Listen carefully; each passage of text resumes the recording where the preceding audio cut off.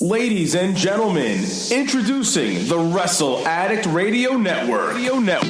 Hey, what's up, you guys? What is going on, everybody? What up, fam? Hey, it's me. What up, Oozes? What's up, guys? This is the Monday Night Delight. Are you looking for a network that brings you all things pro wrestling? Then look no further. Wrestle Addict Radio brings you a varied source of wrestling content. What's going on, guys? This is Willie T. My name's Mr. Fretz. This is your resident Smart Slayer. Search for Wrestle Addict Radio on all major podcast platforms and be sure to hit that subscribe button so you never miss an episode. Buzz, guys. My name is Kate Murphy of the Kings of the Ring podcast, and you are listening. And you're listening. And you're listening. And you are listening. And you are listening. Get ready for a war, because you're listening. Come join the war each and every week as we fight to keep wrestling real. What's up, everybody? This is King Ricky Rose, and you are listening to Wrestle Addict Radio.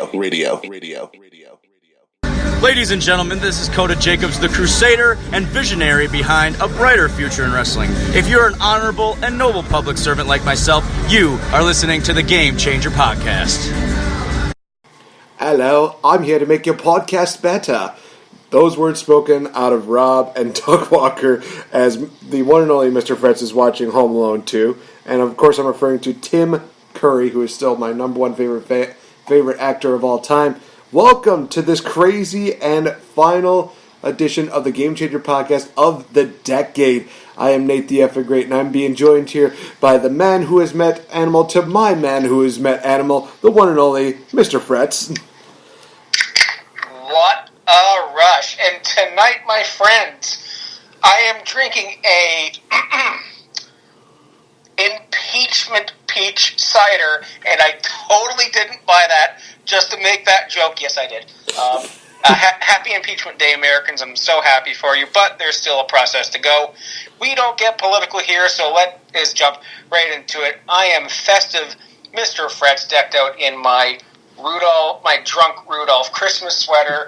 Home Alone 2 is on to the right of me, and Kevin McAllister is facing his family, and Buzz is about to insult him and call him, beat that, you little trout sniffer. So, yeah, it's almost the end of the year, but then it's like, you get that meme from Friends, and it's just like, when do you realize it's the end of the year? When do you realize it's the end of the decade? Just big eyes. Holy crap. I know, it is absolutely insane. And guys, we're going to be doing a special episode looking back at some of the great things that this decade has brought us, whether it be podcasting, wrestling, whatever it may be. We're going to definitely be talking about it. But first, we do have to get some wrestling deals in here and now. So we're going to do things a little bit differently this time around. Usually, Mr. Fretz and I like to cover AEW and NXT together, but kind of decided, or it was an executive decision made by me, that we are going to actually do something a little bit differently. So that way both of us can have a little bit of time to actually talk about it. Mr. Fretz will be covering NXT last night, which, in all honesty, you had two good matches, so you had a little bit of an advantage, you little shit. And I will be covering AEW, which, in all honesty, wasn't the best show, but in all honesty, it ended on a very unique note, but we'll get into that in just a bit. You know what? I'll start off with AEW. I'll give you guys like a brief kind of deal that took place with this. I have notes here, but I know that we also have a lot to talk about here, so we'll just get right into talking about it. AEW started off with the Lucha Bros versus Hangman Page and Kenny Omega. In all honesty, this was a really good matchup. I loved a lot of the stuff that they did with Page and Omega. They have the whole deal where they're just like, oh, we can't trust each other. Oh, we can't trust each other. A lot of great moments in this deal, including a beautiful drop salt by Hangman Page, which was hit to, I believe it was Phoenix, and he landed on Pentagon. That was just, love it. Absolutely love it. We got some more tag team maneuvers that just took place in here. Kenny held his own for the Lucha Bros, but in the end, it was the buckshot that cost Kenny Omega and Hangman Page the matchup, and the Lucha Bros would hit their classic package piledriver stomp deal for the victory. Now, while it seemed like we were going to get a little bit of friction between Hangman Page and Kenny Omega, Pac decided to intervene, and he's like, hey, Kenny, I'm up here, I'm on the big screen. So I think that I have been due to rematch, and I want a rematch against you. But since you're not going to give me a rematch, I think I'm going to make you give me a rematch. So he actually targets Kenny Omega's best friend, Nakazawa, in the locker room. And how he did it was very Batista-like when he did with Flair. He just goes into the room, and then he closes the door, so that way we didn't know what was going on. Kenny went to the back, but was attacked by the Lucha Bros, only for Hangman Page to save the victory, and that kind of was it. So maybe it's some weird thing going into 2020 at this point. Who knows at this? Who knows? There's a backstage deal where we saw Darby Allin on a skateboard. That was pretty awesome. I'm not going to lie. I don't care if people hated it. I loved it. We had Butcher and the Blade and the Bunny versus Darby Allin and Cody Rhodes. Very, very nicely done matchup here. Definitely showcased the Butcher and the Blades, great, tag team prowess, as well as just the way that they could do it. We see, Allie being the Bunny, and the Bunny is, the Bunny is the Bunny, and it's just kind of funny. Darby Allin hit this variation of the stunner where he was able to kind of slip up from the top from a power slam into that stunner. That was just absolutely awesome. Saw dual suicide dives where Darby Allin kind of almost slipped a bit on his suicide dive because he tried to go through the first and second rope instead of like the second, third rope like most of the wrestlers usually do. And it kind of looked like he slipped, but he seemed okay. Cody would hit the Cody Cutter on Blade while Darby Allin decides, hey, I'm going to do a coffin drop onto the apron onto the Butcher. Whew, that was a beautiful moment. Cody and Darby Allin would pick up the victory, and just that face of Allie was just another thing where I'm like, beautiful. I absolutely loved it. It was meme-worthy. Yes, that face exactly. And apparently during this deal, they made the announcement that Darby Allin earned a rematch against Cody Rhodes. And in all honesty, some people might complain about this. Me? I had no issue with it at all because of the fact that we never got a proper finish from their match at Fyter Fest. Now we probably will get a finish, and we will get a legit winner. Why not at this point? Got a nice little package for Jungle Boy. Awesome Kong versus Miranda. Oh, gosh, I put down Alexander, but I know that's wrong. But basically what I have for this was squash, trophy, done. So Kong squashed Miranda, takes the hair from Miranda's head, and that was just about it. JR talks to Jungle Boy about the matchup, pretty good interview, and then we get the Chris Jericho versus Jungle Boy match, 10-minute time limit. Basically, Jericho said, oh, you can't make it 10 minutes with me, buddy. We'll find out in this matchup. So Jericho hit not one but two Coda Breakers to Jungle Boy, and he goes, no, we're not finishing it that easily, which is weird, but it's Chris Jericho. I'm not going to question anymore. Luchasaurus and Hager got into a little bit of fisticuffs, and Marco's stunt got knocked the F out by Hager. It was insane. Jungle Boy was able to hit a triple dive where he went through the bottom rope, the medium rope, and then over the top rope. Oh my gosh, that was amazing. Chris Jericho misses his lion salt, but Jungle Boy decides, hey, I'm going to do a lion salt to Jericho, and he succeeded. It was amazing. We see Jericho counter a Hurricane Rana attempted to a powerbomb. He locks in the walls at the 50-second marker, and all those 50 seconds, Jericho is just wrenching in the pain.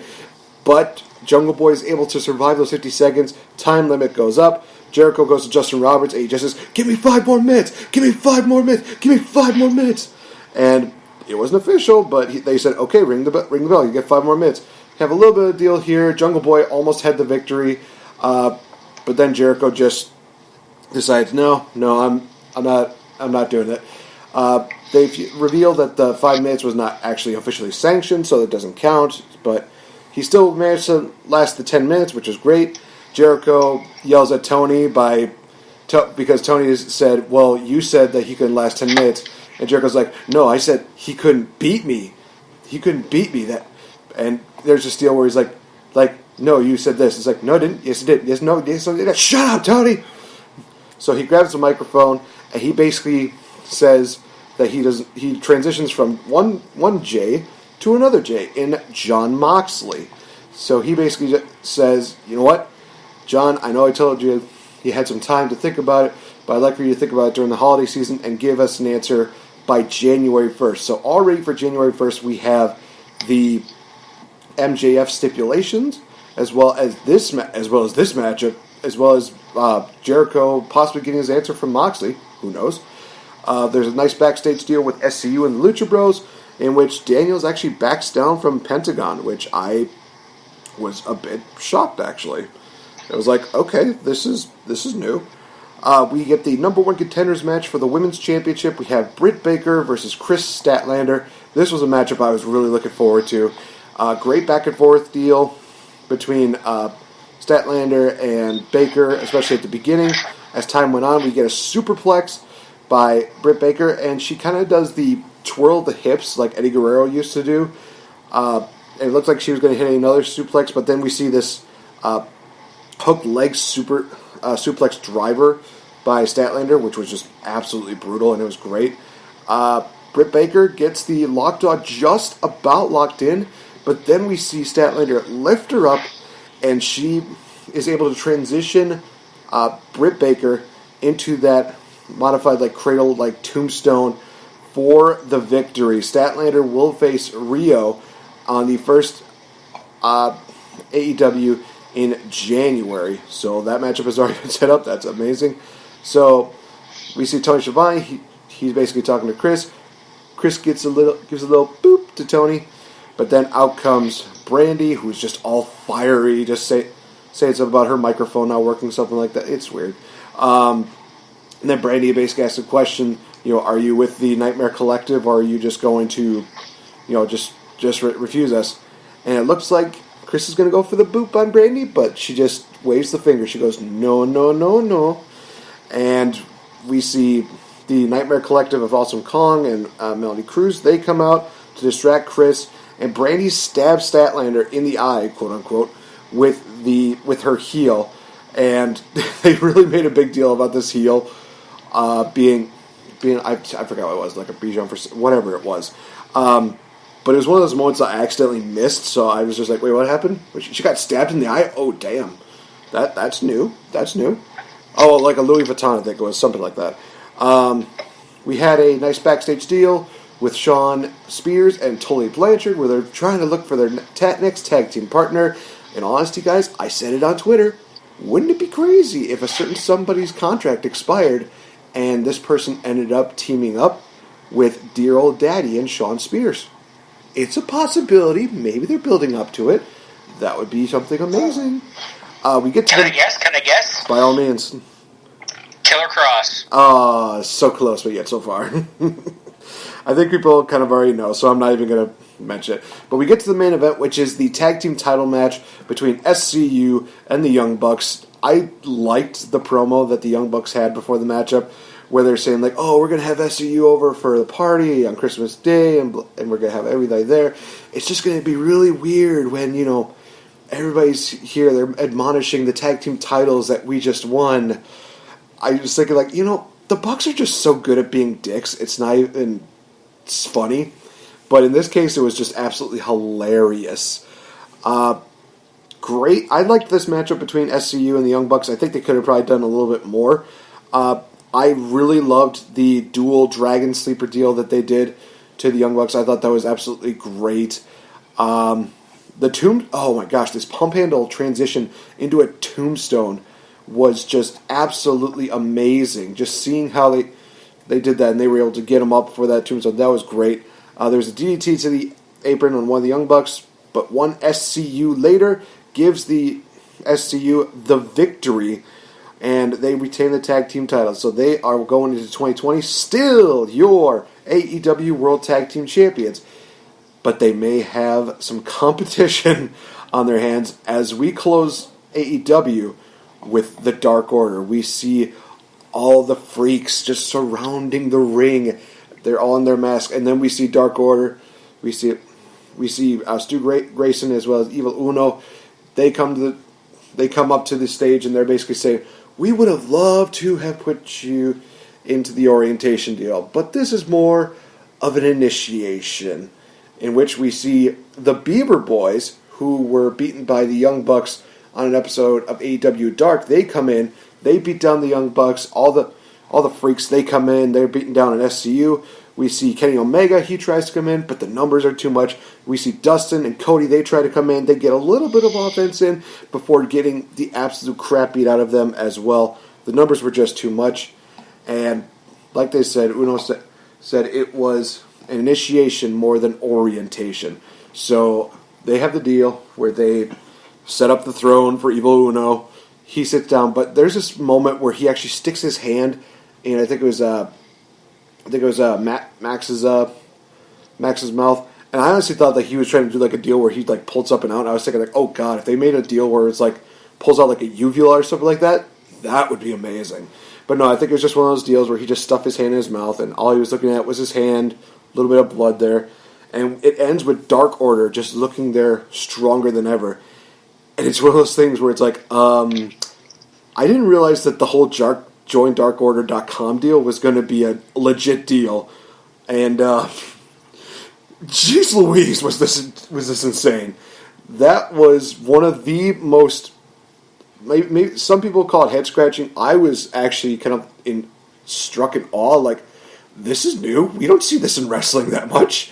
I am totally okay with this. So for a lot of people, was it the best? No. There's a lot of people that say it was probably like the worst AEW episode ever. But for me, it was like, it was a good one. You still had some really good matches. You still had some storylines that were progressing.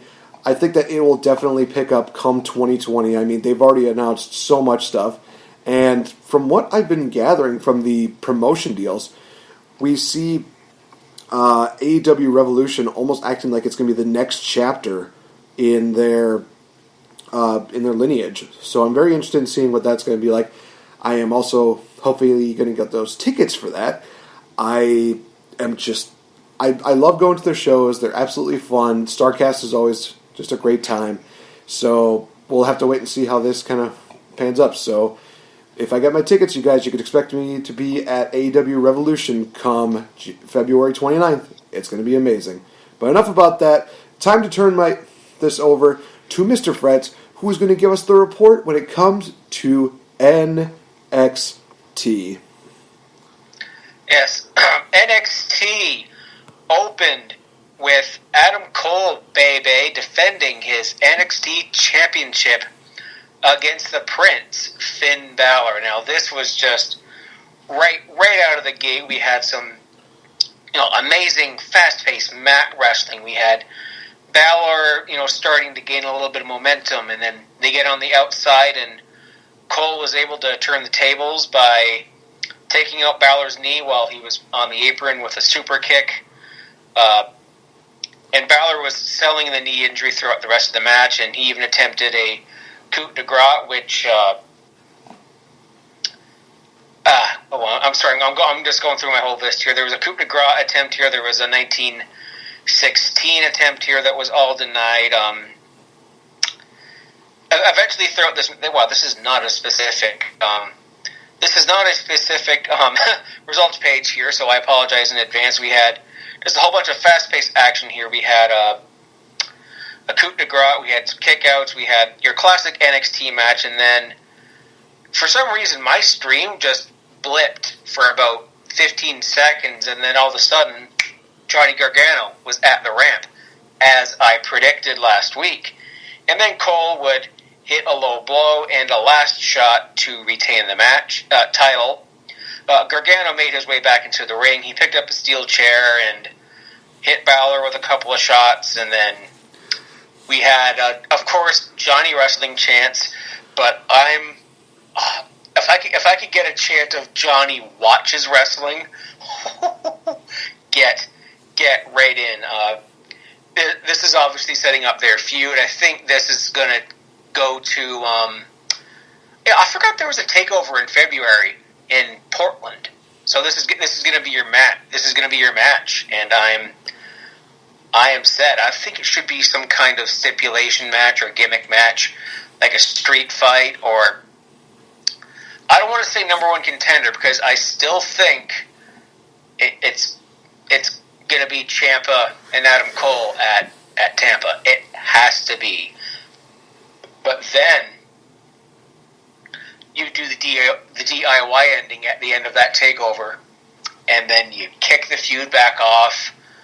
with Gargano and Ciampa, because we have been denied that because of injury after injury, and Brooklyn last year was supposed to be blow-off, and if Ciampa didn't get hurt, Adam Cole would not be the champion. He would not have had the year that he had this year, at least I don't think. And that was just one hell of an opener. Okay, now this stupid results page, CBS Sports, screw you. You jumped right ahead to Rhea Ripley and Shayna Baszler, but I'm going to come back to that because that was the main event, and it was awesome. Coming up next, after the title match, we had Damian Priest and Killian Dane, just in an absolute hoss battle. You had the Cyclone Boot, you had the Vader Bomb, countered with the knees up, and then Priest hit the Reckoning. Priest was going to attempt and hit a Razor's Edge on Killian Dane, which would have been hella impressive.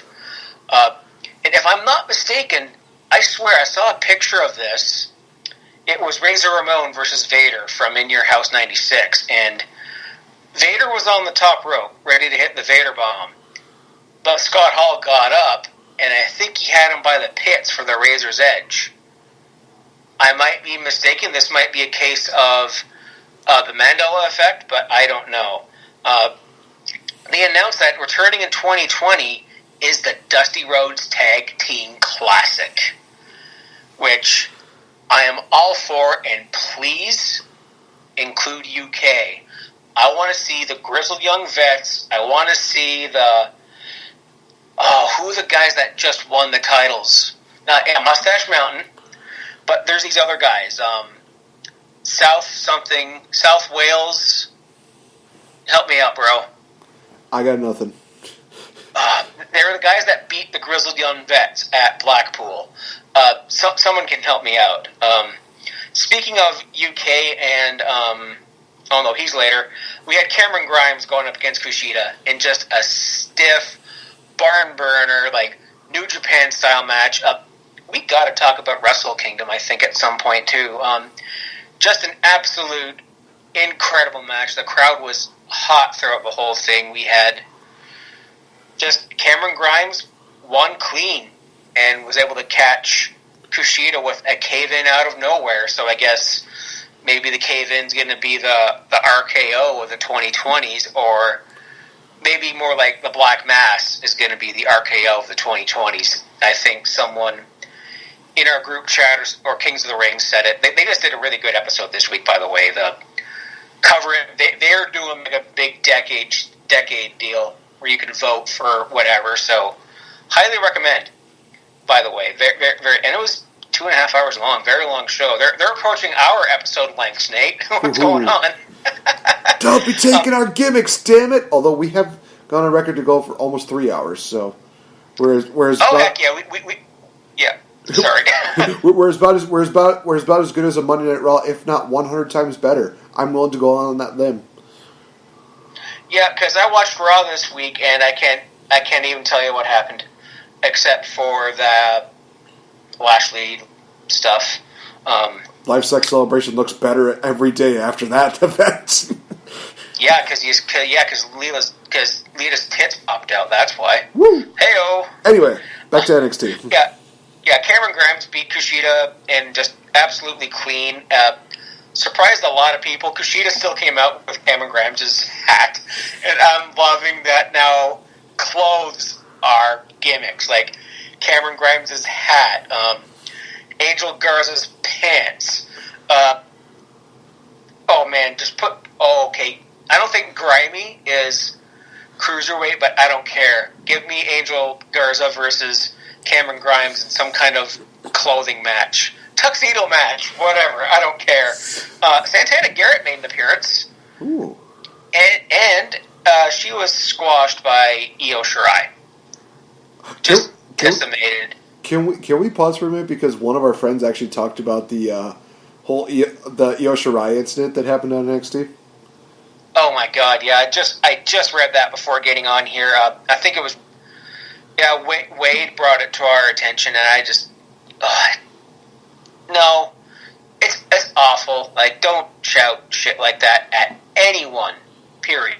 But hey, at least you can't be as cool as Io Shirai saying, "I'm Japanese, bitch," and then just go right to a split. I'm from Winnipeg, you idiot. If Io Shirai is like the Chris Jericho of the women's division, I'm all for that. Now I'm picturing Io Shirai in Clockwork Orange makeup and a spiky jacket. Oh, you're gonna literally give King Ricky the biggest boner. I'm sorry, but and there goes mine, because I just pictured that. Because that's King Ricky's boo there. I mean, he's made that very, very public. Yeah, I thought Mia Yim's one of his too. No, that's Keith Lee. I'm Damn it! Wow. Going back to Keith Lee references. Love her too. Woo! Hashtag King Ricky is Keith Lee. Anyway, back to the show. You remember my theory about Keith Lee being Ricky's fiend? Oh my God, that's right. Have we seen them in the same? Actually, we have.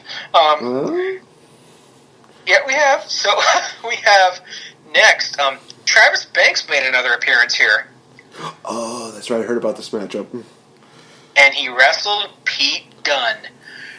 British, strong style. Nikki's boo! Yes. Stiff AF. Just your British strong style match. There was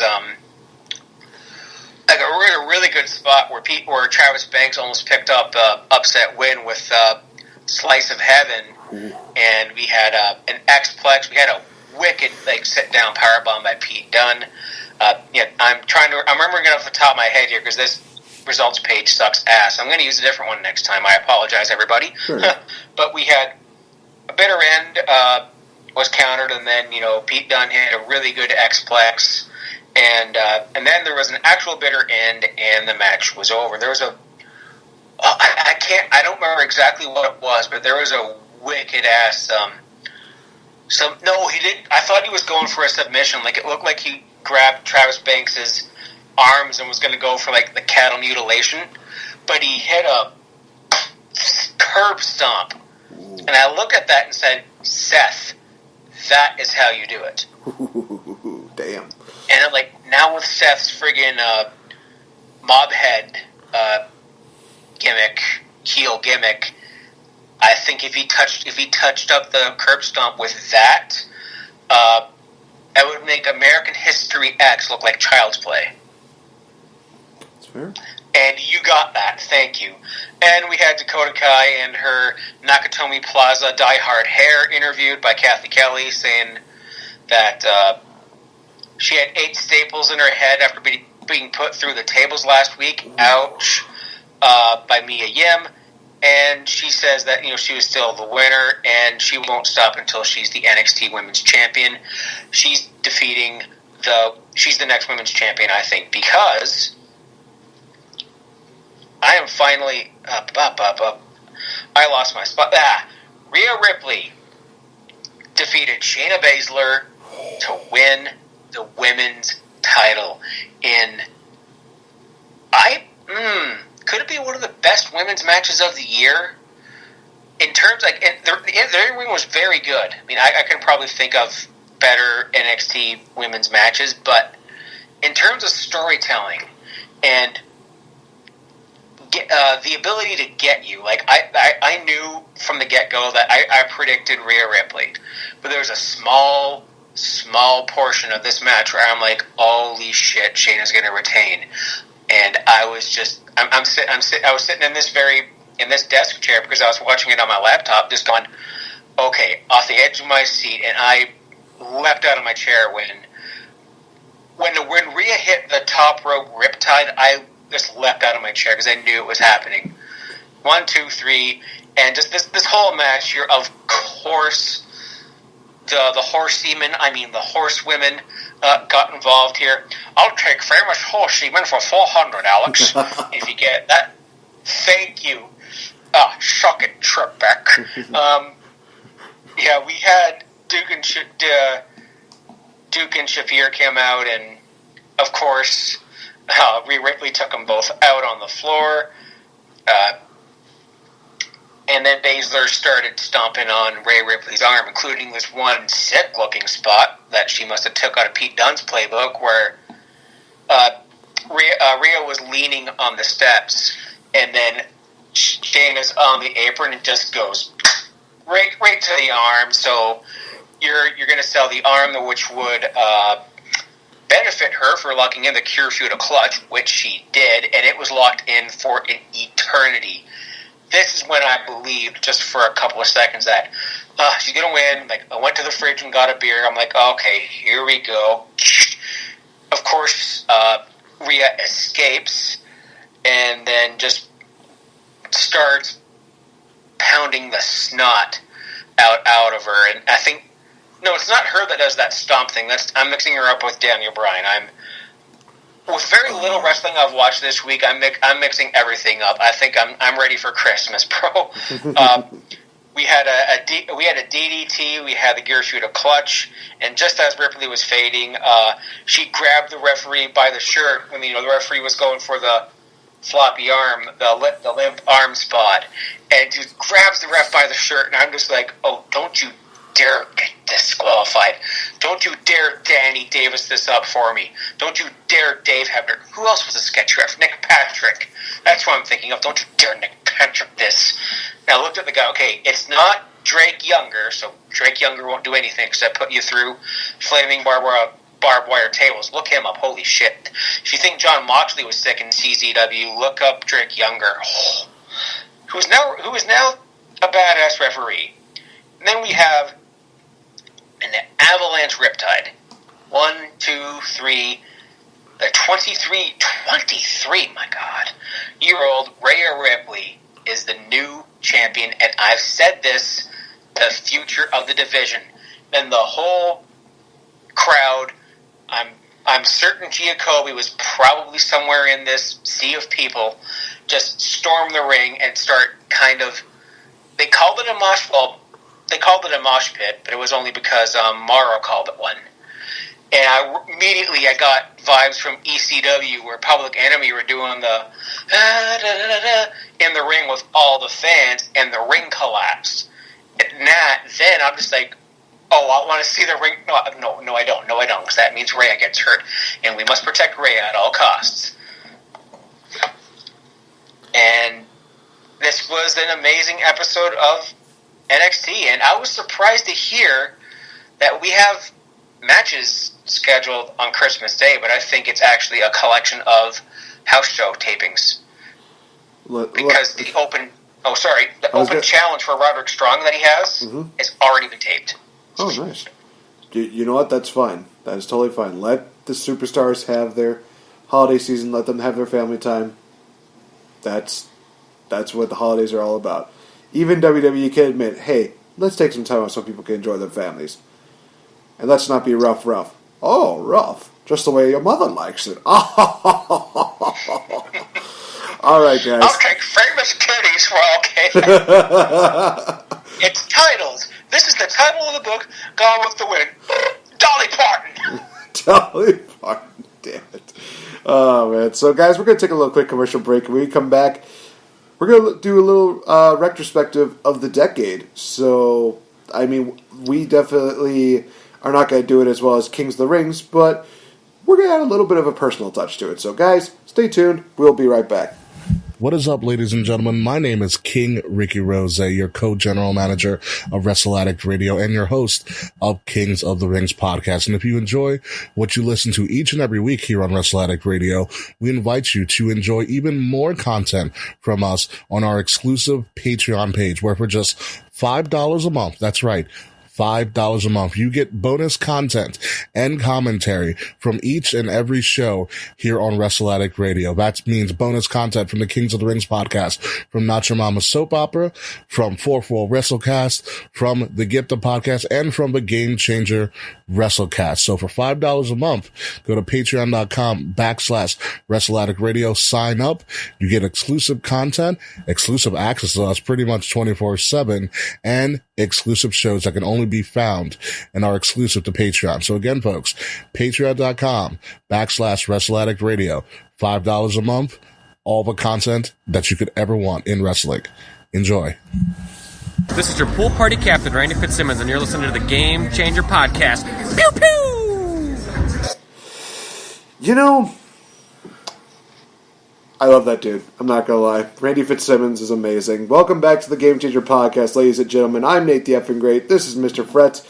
Yeah, ever since people have been talking about this whole, end of a decade deal, it's just been really hitting the fact that, man, 10 years have passed by, and we have gone through so much since then.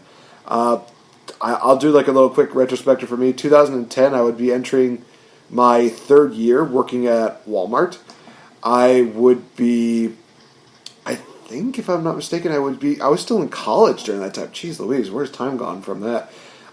Then could fast forward a bit to 2005. Actually, 2010, I think, is when I had my first real serious girlfriend, if I'm not mistaken. It could have been a year later, something like that. But it was one of those few times where it's like, okay, this is the one. This is where it's going to be. And, yeah, that didn't happen. Needless to say that one of us was faithful, one of us was not. Let's just say that right now. 2005, still with the Wally World, and I think I was just done with, just doing college stuff. But I will say this, the one thing that's really cool is that 2020 will mark the 5th anniversary of me doing podcasting. Some people might find this hard to believe, but there has been literally no stopping since I've been doing podcasting. I was going to give it up after the first year, but then my friend just said, you know what, why don't you come on and work with us, and we'll do it like this. It's like, okay, I'll just do that. And it's just been, keep it going ever since then. Nowadays, it's just been, working random jobs since leaving Walmart and doing this podcasting deal. I mean, this year in particular has been absolutely amazing for me as far as, wrestling. Got to go to C2E2 for the first time ever, which was awesome. I got to meet so many people multiple times, and it was always absolutely memorable. Got to live out a huge dream in doing commentary, and even got to ask Cody Rhodes a question. How can I beat that? This is going to be a tough year to beat, and I'm actually going to do like a full-fledged year retrospective on a future episode of the Game Changer Podcast later, before the year is over. But Mr. Fretz, what were you doing in 2010 as well as 2015? Well, I was going to ask you about your relationship with wrestling over the decade before I start. The relationship with with this has been, it's been really interesting because I was, I think, full-blown WWE fan in 2010. I was still watching a bit of TNA as well because during that time TNA was amazing. Even with the whole Hogan and Eric Bischoff deal, yes, I know it kind of sucked everything up. But at the same time, we got some really good shit, and I'll talk about that later. I think 2005 was when I was first starting to see a little bit of like the gears and all the stuff like that. I think I was more passionate in 2010. 2015, I was starting to get a little more smart as to be like, okay, this is what happens with this is what happens with this, and blah, blah, blah. But yeah, and then nowadays it's like I've lost a bit of my love for WWE. I still have a passion for professional wrestling. It's just WWE not so much. All right, right on. Wasn't that an exciting story? Hey, I always like to hear about it, bro. It's all good. I don't know if I'm in the reverse, but in 2010, I was in college. I was in my second. I was in my second year of college. I was at Emmanuel Bible College. I was a pastoral intern at Benton Street Baptist Church. No one from there will ever hear this, but shout out to them. It was a really great place I was working with the youth there, and it was really neat. I got a chance to plan lessons and plan events, and they even trusted me to preach a couple of times. Yikes! I need to take a swig for that. Pastor Fretz. Pastor Fretz. Oh, it was James the Intern. What? Or JTI. And we were all about I lost the game at just about every event. Really? Yeah, and in one particular event, we did an all-nighter, and then we were doing the 30-hour famine. And then the end of that was my birthday. And we had ice cream cake. Do not have ice cream cake after not eating for 30 hours because you will get sick. We did watch Up that night, and then I think the next week I was teaching, and then I'm like, let's open to the Book of Twirl. That's awesome. And it was good. I was living on residence at this point in time, and I was keeping tabs on wrestling, but I never, we didn't have cable at ABC, so I was relying on streams, and I discovered Justin.tv, and there's a stream site that I frequented every week that we had a little chat room on the side of the stream, and we became like a little tight-knit family community. Shout out to Mr. GNV on Twitch. He does Pokemon and that kind of stuff. He's from Wales. He's a hell of a guy. If you ever go there, tell him Fretz sent you, and he'll approve of you or ban you right away. And Carrie, Queen Bitch, Mr. GNV, Siler, all these people. This is how I watched wrestling for years. And Monday nights, I never watched Raw because that was our, what we called care group. It was just the guys on my floor. We would all gather in our RA's room and hang out, whether we're playing football or we're going to Krabby Joe's for appetizers and wings, or we're praying, or we're doing a whole school event where it's like capture the flag or Christmas costume contests. I remember one year I did the night that Santa went crazy, and then I like Nerf gunned everybody in the room. Oh my god! So they played Weird Al's the night Santa went crazy. So I come out with a bunch of toy guns and go nuts. In 2011, I moved out of residence and moved in with my roommate Jesse. Shout out to Jesse, by the way. And it is there that I got right back into watching Raw and SmackDown every week, and this was coincidentally during the summer of Punk. And I was working at the church. I had a summer job at Benton Street. I was doing ESL day camp and custodial work for the whole summer, so I was paid. I was getting all right. And then I was on and off with it as I finished college, and when I moved here, I was still watching wrestling. I discovered, what was it? I think I discovered Ring of Honor somewhere in there. I think around the Steen Generico feud, which was amazing. And I didn't really discover podcasts until 2013 when I was doing Night Shift. It was like Attitude Era, OSW Review, New Gen podcast, and the thought of doing one kind of crossed my mind because my buddy Andrew, who is also a Twitch streamer, Scawman, 1970-something, he's a friend of mine from a long story, common friend, another online friend. And he did a gaming podcast called Wizard Needs Food Badly. I went on for about 3 episodes, and one of them's lost the time because it is just absolutely unlistenable. And I started tweeting about wrestling probably around 2013, 14, 15. I started, okay, I'm going to get really involved with this socially. And that's how, I don't know who found who in Kings of the Rings, but it was like the summer of 2016, I think right around the time Dean Ambrose cashed in. And, from there we hit it off, and I've never really lost passion for wrestling, although I am watching a lot less of WWE now. I haven't watched SmackDown since it's moved to Fox. Raw, I drift in and out, but Wednesday night's my wrestling night, dude. And in the middle of this, in 2012, after graduating college and going to Denver on a road trip, I wound up here in Sauble Beach working for my brother, and I have ever since. It's been really, really good. What does 2020 bring? Well, I have a goal by 2025 to have my own house. Nice. I'm going to start saving up for the new year, so I might kick, just unsubscribe from all my Patreons. I unsubscribed from my Sportsnet app, so I'm going to start pinching some pennies. Hey, totally good, totally understandable with that. Yeah, as far as future goals right now, I would love to get a house of my own, but I really want to find the best job to really compensate for that, to hopefully get me to that next place. But also, hopefully finding true love, even though maybe that's gonna not really happen.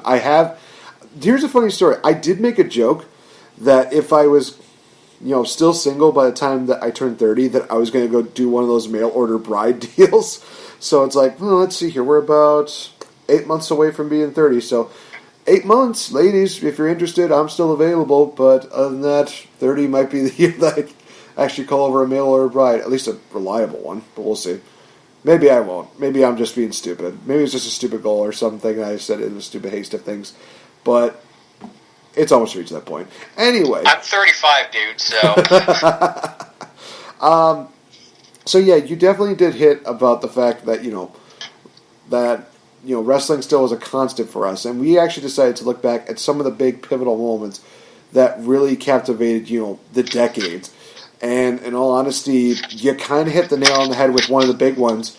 I feel like we're both going to have quite a bit to talk about this, but why don't you start off with this, talking about the summer of CM Punk? Yeah, the pipe bomb. I remember exactly where I was when it happened. I think I had just got internet in my... Yeah, I think we had just gotten the internet in my apartment.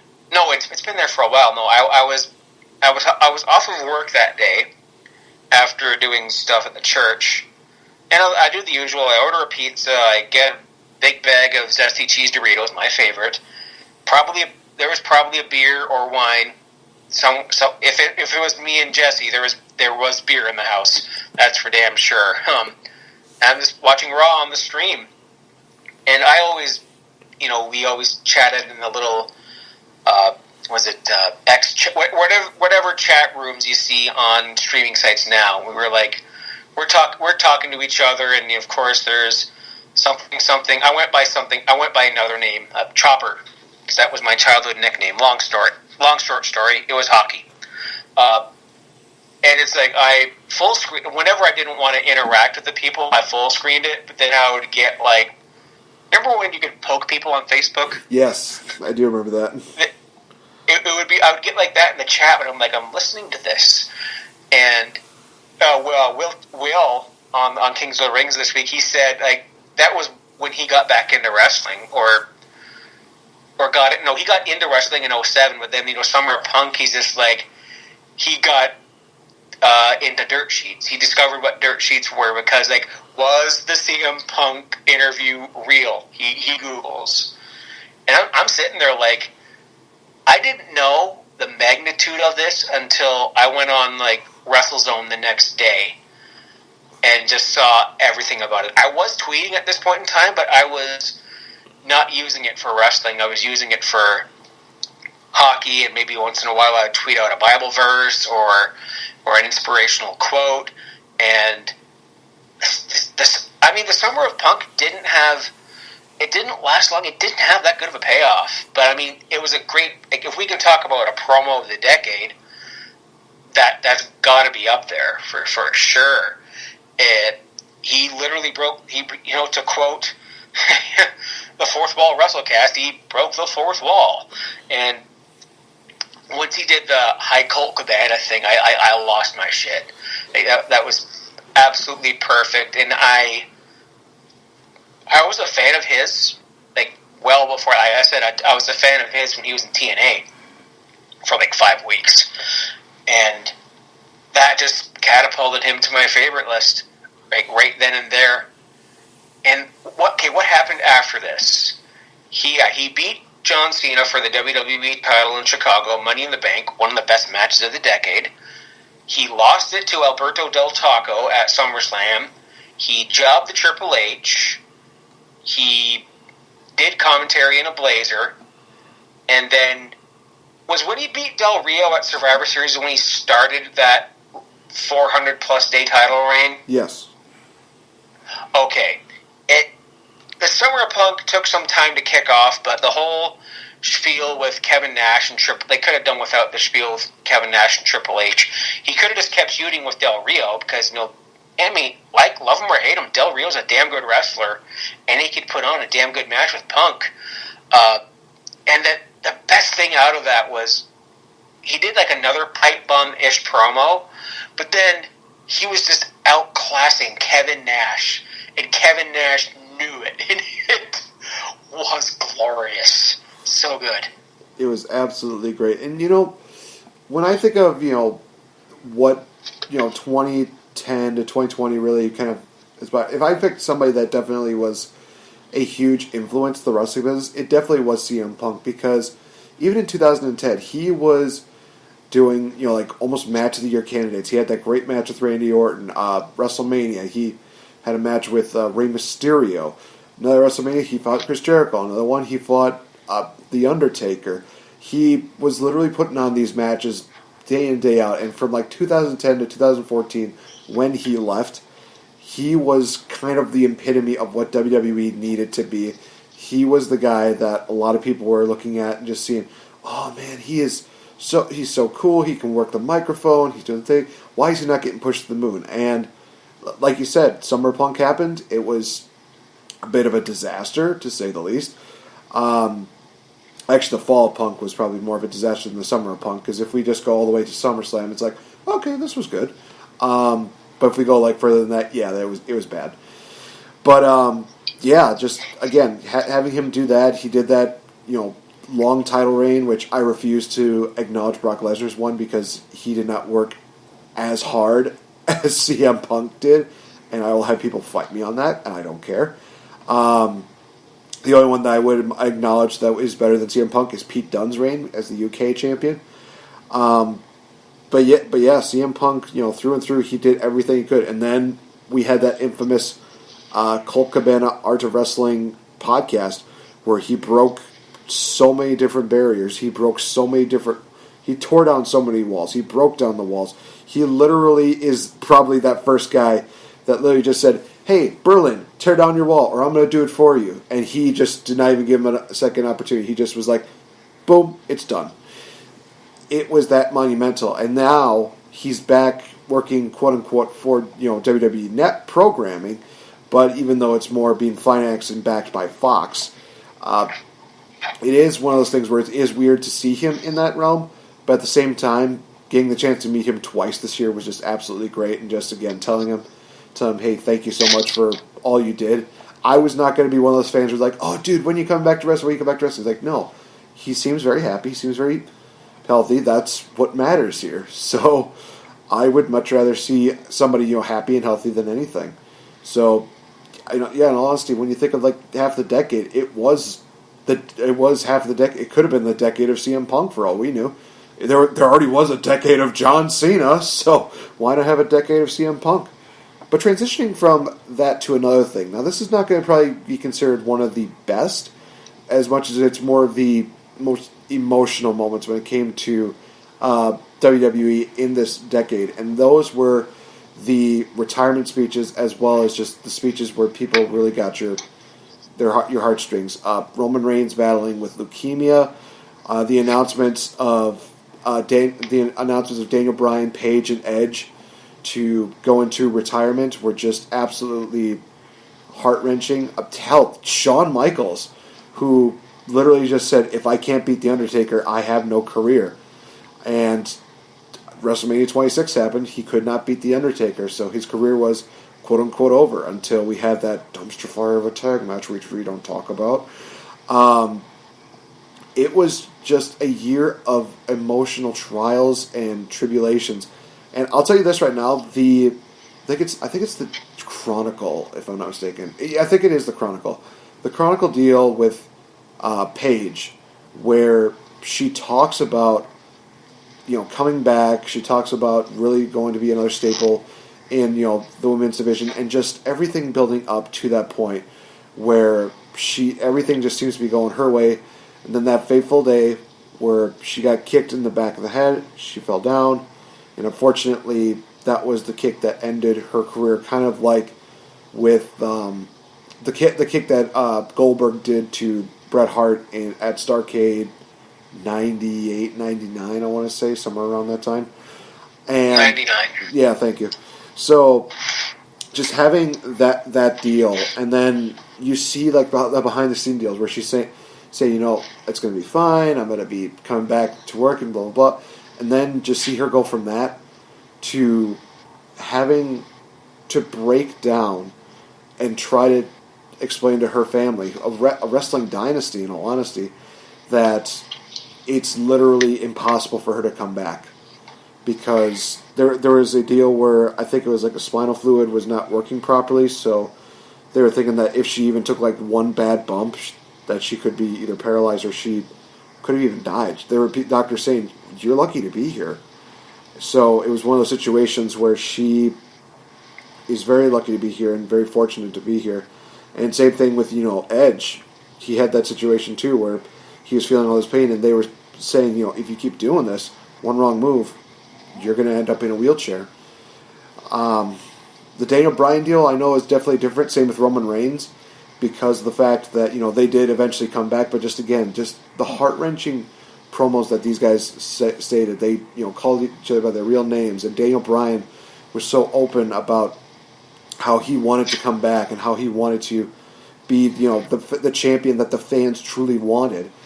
And just seeing that, him doing it in his home state, I should say, and also having his wife there and just everybody, you know, doing the yes, yes, yes, just, it was just absolutely rough. To see him come back, it was great, but just in that moment, we didn't know.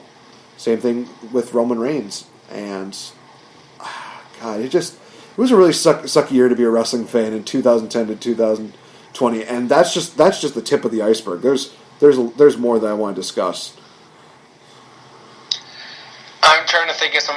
I'm going to jump all over the place here, but, you know, Edge's just it wrecked me. I didn't see it coming. He was coming up to the ring like, oh, he's going to open the show, the new World Heavyweight Champion, Raw after Mania. All right, here we go. I have to reach up. What? Just you know, and Edge was one of my absolute favorites. I've loved him from day one, and, you know, mostly because he's an Ontario boy, and, you know, we Canadians up here in Ontario, we take pride in our Ontario-born wrestlers. You know, Edge, Christian, Robert Roode, even Test. Like I said, I grew up an hour away from Test, and I'm pretty sure some people in Cannington actually knew him. Wouldn't be surprised. I had Martins lived up the street from me, so maybe they were related, and I never knew. Daniel Bryan's what I love that not only was it very heartfelt, he brought a little bit of humor into it too. When they're doing yes, yes, yes, he's like, "That's what Bray says every night." I'm just like, okay, good. You're still you. Pages was a hard one to watch. I watched that Chronicle, and there was, yeah, I definitely teared up during that one, and there's one retirement speech that just totally got me. That's because it was a fake one. Mark Henry. Oh my gosh, yes. The salmon jacket. Like, once he went in to hug John Cena, a little bit of my brain is just like, he's going to slam him. But I was had, and it kicked off the Hall of Pain, which was amazing. And if I can go back into another moment here that was really shocking, we're not going to categorize it because you have to listen to the Kings of the Rings this week, just because they spent like a 2.5 hours categorizing and meticulously going through each category, and they researched and thought. But I think this might have been left off, but if there was a moment that really shocked, you know, wrestling in general, it was the first appearance of the Nexus. Yes. When they came in, they took apart the ring, they slammed everybody. Daniel Bryan got fired by choking out Justin Roberts. And then the rise of the Nexus, but it was such a quick fall because they attacked Vince McMahon. Vince McMahon ate away Wasteland, and a 450 splash. I think that should be I'm putting you over territory. And we forget, although the Nexus was already dead and buried by bragging rights, Kane defeated The Undertaker in a buried alive match. And who helped Kane bury The Undertaker? It was the Nexus. And I immediately thought, okay, we're going to get Wade Barrett versus The Undertaker at WrestleMania 20, whatever 2011 was. 27, yeah. 20, and I'm like, okay, I'm up for that. What we actually got was also good. But what we got out of the Nexus that year, I think they were already broken up into the core. They already wolf-packed the Nexus, and it was a travesty. It was one of the biggest missed booking opportunities, I think, not only of the decade, but of all time. And to think, well, I'm also kind of categorizing here, but if I can go for a wrestler of the decade, Daniel Bryan would have to be in serious consideration, although he didn't wrestle for 2.5-ish years. What he did, what impact he had on the business, whether it was when he was in NXT and feuding with The Miz, whether it was the Yes movement and his rise, him beating John Cena clean as a whistle at SummerSlam 13, despite John Cena having an elbow the size of a tennis ball, and then getting screwed by the Authority, the rise of the Authority, J&J Security, Seth Rollins, Randy Orton. Nope, Seth Rollins wasn't involved until later, because this is when he was involved in one of the best factions of the decade, being the Shield. Short-lived, but very impactful themselves. And, if there's one great moment we got, well, I think this is more for you folks down south, but the launch of the network. It changed the game when it came to streaming wrestling. I mean, here in Canada, it's still... I got so pissed I knocked my mic over. It's still just a stupid channel on the satellite that I can't even get right now. Rogers has this exclusivity deal with WWE because Rogers airs the WWE programming up here, and they can't make an app on. Like, I'm looking at my Xbox is right over here to my right, and they still can't make an app for it in Canada in fucking 2019. And, if there was one great promotion, I'll call this a promotion because they're a branch of the WWE. The NXT has just been cranking out nothing but quality and arguably the best content of the decade, if we don't want to discuss New Japan, like the rise of New Japan, or heck, WWE has busted out some good stuff this decade as well, but yeah, NXT and New Japan, I mean, we got Wrestle Kingdom 14, 15? Something like that. Yeah, coming up, but like Wrestle Kingdom matches, I mean, they've also just... if I had Dusty Dave here, he'd be able to go off a little bit more fluently than me on Wrestle Kingdoms, but you had, Nakamura, Styles, and... Okada, Kenny Omega. Okada, Omega Jericho. And the one thing I really enjoy, the undercard, like I think a couple of years they did this Royal Rumble style match, and then I look in there, I'm like, these guys are still wrestling? I'm like, hey, there's Jushin Thunder Liger. There's Taka Michinoku, who's in a friggin' stable. But it's the resurgence, like wrestling this decade has just, I don't know, it's going up and up and up, and we have, everyone's like, oh, WWE is this global conglomerate, but we have alternatives. I mean, you have indie shows, you have ACW, and I forget the other one. Frontline Pro. Frontline, thank you. And I'm looking for some in Canada. I think there's one. I live Great British Canada. I think there's one in Hanover, which is like an hour away from me. Oh, nice. So I'm gonna look for some, and it's a pipe dream right now, but I'm hoping someday I want to see a wrestling ring on the beach where I live for Sandfest. Some year, not this year, maybe in the next couple.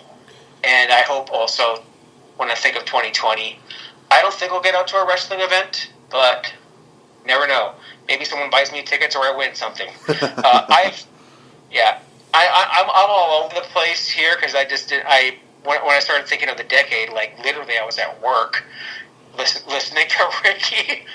Like I should write down some decade shit. So I've kind of gone all over the map here, bro. So take me through it. You know, it's crazy because you did mention, NXT as well as the WWE Network. I'll start with WWE Network. Just all this content that WWE has compiled has been cringeworthy, but they have also been really good. Like the Chronicles, the 24s, the 365s, all these original contents, and they bring in the classic pay-per-views that you remember seeing. It's been really great, especially when you and I get a chance to do either a watch-along or we get to talk about these matches. It's just absolutely fun to see that. And with NXT, it's crazy to think that 10 years ago, it was just this quote-unquote reality-based show where they had the pros and the rookies. You had Barrett managed by Chris Jericho. You had Christian managing Heath Slater.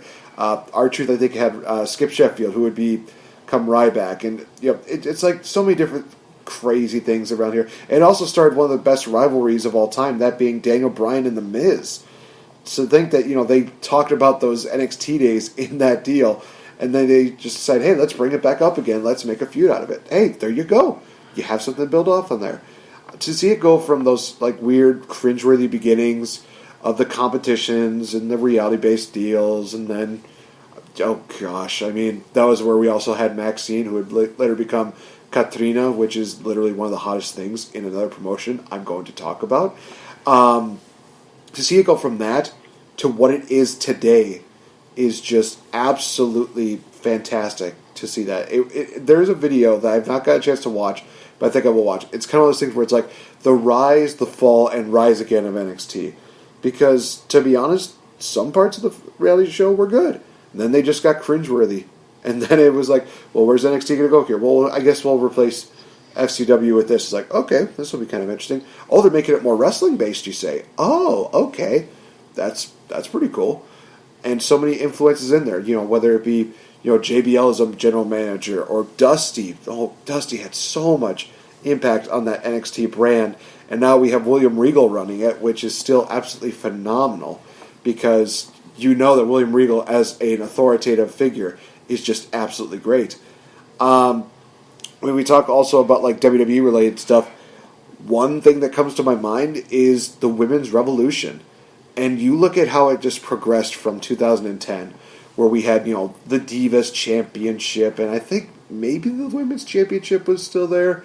It might have been on its way out, but around that time we had Late Cool. Yes, that was the best thing about the Divas Championship was Late Cool. That was it. But seeing the women kind of grow from there, and you saw some people that were just starting to really get that, that spark where it's like, okay, they're connecting with the fans. Like Natalia was one. Eve was another one that I was literally just, flabbergasted, but also loving. And then we had, AJ Lee, who honestly, definitely single-handedly carried the women's division on her back for almost a year.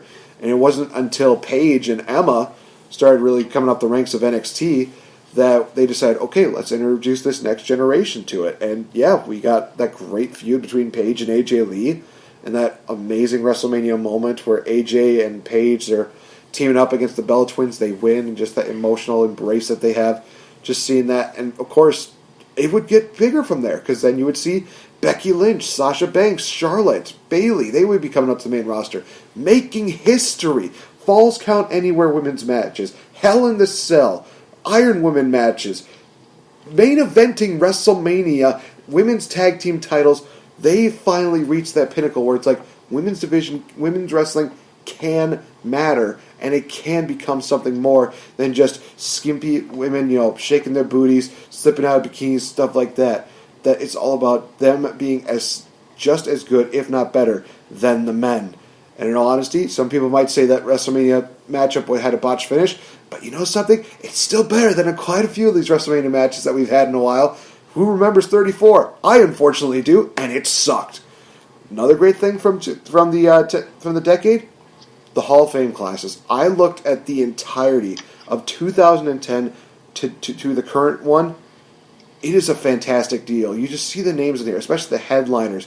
You had Alundra Blaze coming back, Ted DiBiase, Bruno Sammartino, Randy Macho Man Savage, Ultimate Warrior, Shawn Michaels, so many fantastic people in the Hall of Fame that if you hated that year's WrestleMania, you could not deny the Hall of Fame made it worth it. And it still does, because you get the chance to hear people talking about these great deals and talking about their relationships in the past, and they talk about their experiences in the past, learning stuff. I legit loved the induction of Tori Wilson. I honestly thought, well, she's just kind of those people that was there. But when she got on stage and when she talked about, and when she was just talking about how she was working hard, it was like, okay, that actually makes more sense now. She starts delivering this passionate promo. It was like, I've fallen in love with Tori Wilson again. I can't deny this. This is amazing. The jokes that they bring. I will say this, one of my favorite inductions is the Dudley Boys deal, where Devon is just roasting Bubba, like, left, right, and center. And Bubba just asks the question of, like, how were you not this entertaining when we were a tag team?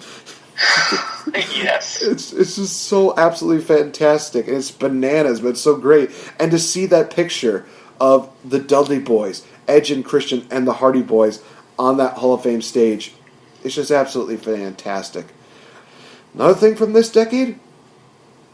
Yes, yes, yes. The Yes Movement. One of the most influential chants in wrestling today, and it also changed the landscape of WrestleMania 30 into one of the best WrestleMania main events of all time. People can fight me on this. Yes, I know it was supposed to be Randy Orton versus Batista. Would that have been a good match? Maybe, but at the same time, it was not their time. It was time for Daniel Bryan. It was time for CM Punk. Sadly, only one of them was going to get it, and that was the guy who did not leave the company. That was the guy that they decided to put in, Daniel Bryan. It made sense, and WWE could be like, "Oh, this was our plan all along," and oh, we had this plan out. Yeah, right. No, you did not. You did not. Just was absolutely fantastic, and it was one of those few moments where it's like, yes, they listen to the fans. Yes, they're getting what they want, but we're also getting what we want. It's absolutely great. Another thing that... We're the authority. Right. Well, speaking of authority troubles, oh gosh. I got to mention this. The highs and lows of Impact Wrestling, or as I better know it, as TNA. We look at everything that has taken place over the past 10 years when it comes to Impact Wrestling, and you see so much of the drama, so much of the horrible things that were going on. I mean, you had... TNA get changed to Impact Wrestling, which some people were okay with. I was not one of them. I much rather preferred TNA, and I will still call it TNA. I even was chanting TNA, and people were next to me were like, "It's Impact Wrestling." It's like, I don't care. I really do not care. Seeing that, and it all and ironically enough, their kind of like start of weird things happened on a particular date, and that being 10-10-10.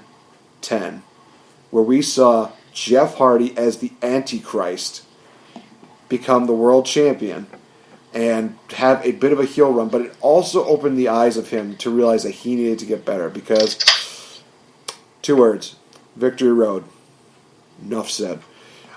This was also the deal with the Dixie Carter deal, and then the dramas that they had with the Jarretts, and GFW and Impact Wrestling were going to do like a shared deal, and then they decide, hey, let's just have, these guys, let's just do a match where it's a winner take all, and blah, blah, blah. And then Jeff Jarrett was out of the company again. Then we had, what was his name? Billy something. Billy Corgan? Billy Corgan. Thank you. Yes, Billy Corgan, he was putting his stake in Impact Wrestling, but then he pulled out after they said, no, you're not going to have anything. And now, Anthony owns them. So much crazy stuff that happened with Impact Wrestling. Yes, we had Dixie Carter going through the table in New York City, which was absolutely great.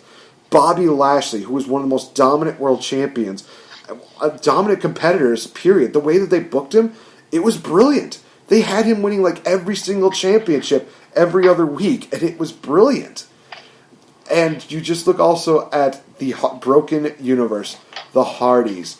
Some of their best work, it's so madness. It's so cheesy. It's so crazy. But you love it when you let it sink in a bit. It's like, I feel like I just watched a movie that was done by like an amateur deal, but it was still vastly entertaining.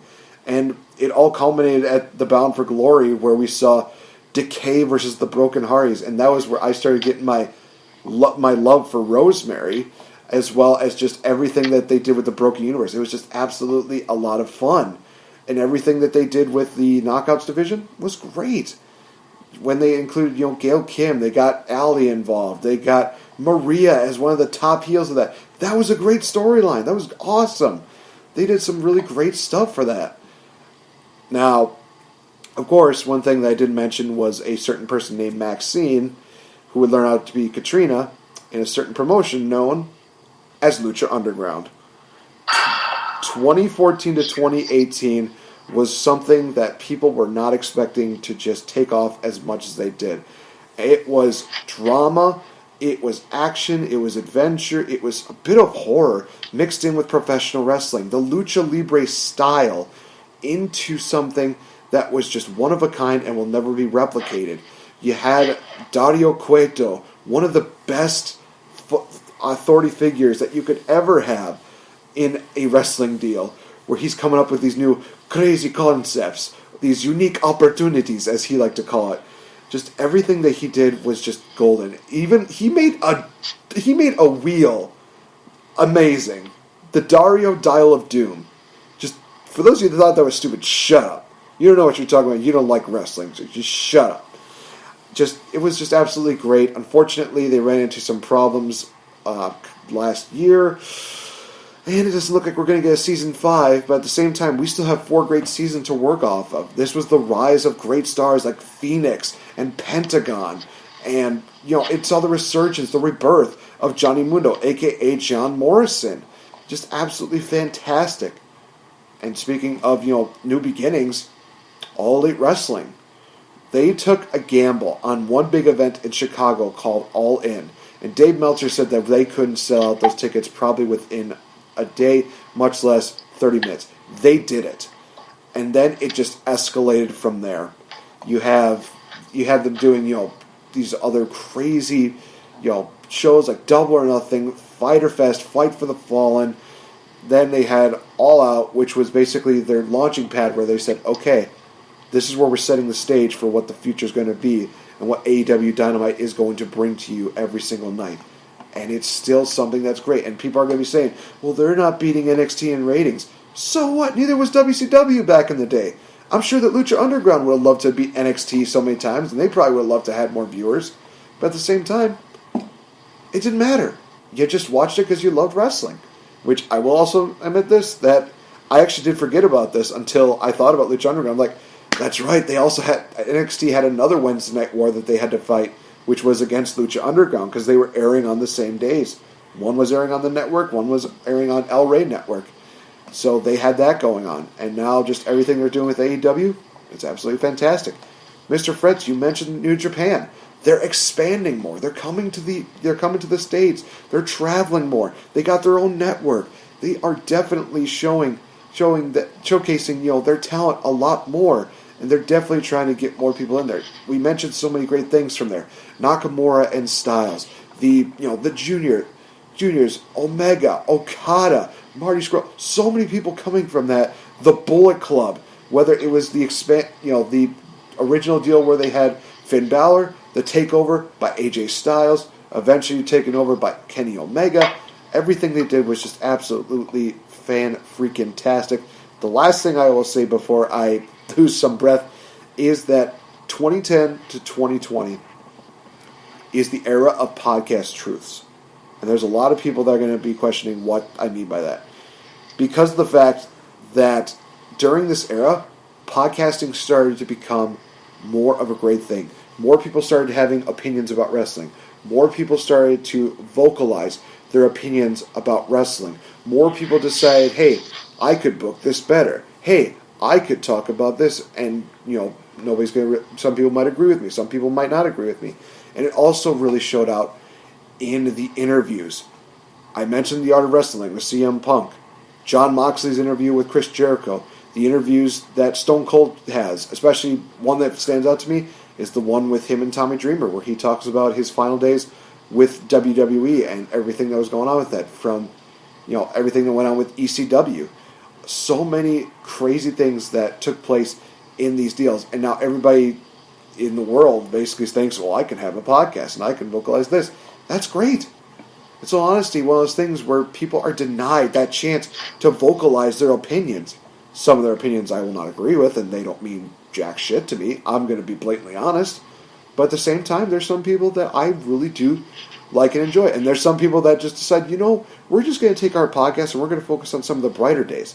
We talk about Ruthless Aggression's podcast so many times, and it's great because they go back and they talk about these things in the Ruthless Aggression era that we never even thought about. Whether it is the deal with the cat, which is still one of the funniest things I have ever seen, or whether they're talking about Nathan Jones, whether they're talking about the whole deal with, oh God, that thing that happened. Shall not be named. Yes, thank you. I literally was having a bit of a stroke as well as vomiting at the same time. That thing, yeah. Whether they were talking about that, everybody now has the right to voice their opinion. Now, sometimes our opinions will be heard, and people will hear that. There's certain people, like, say, WWE, that don't like our opinion, so they decide we're just going to stick with what we want. And it's hurting their product. Next time, don't go on national TV and say, hey, you're the authority. Learn from your lessons. Yeah.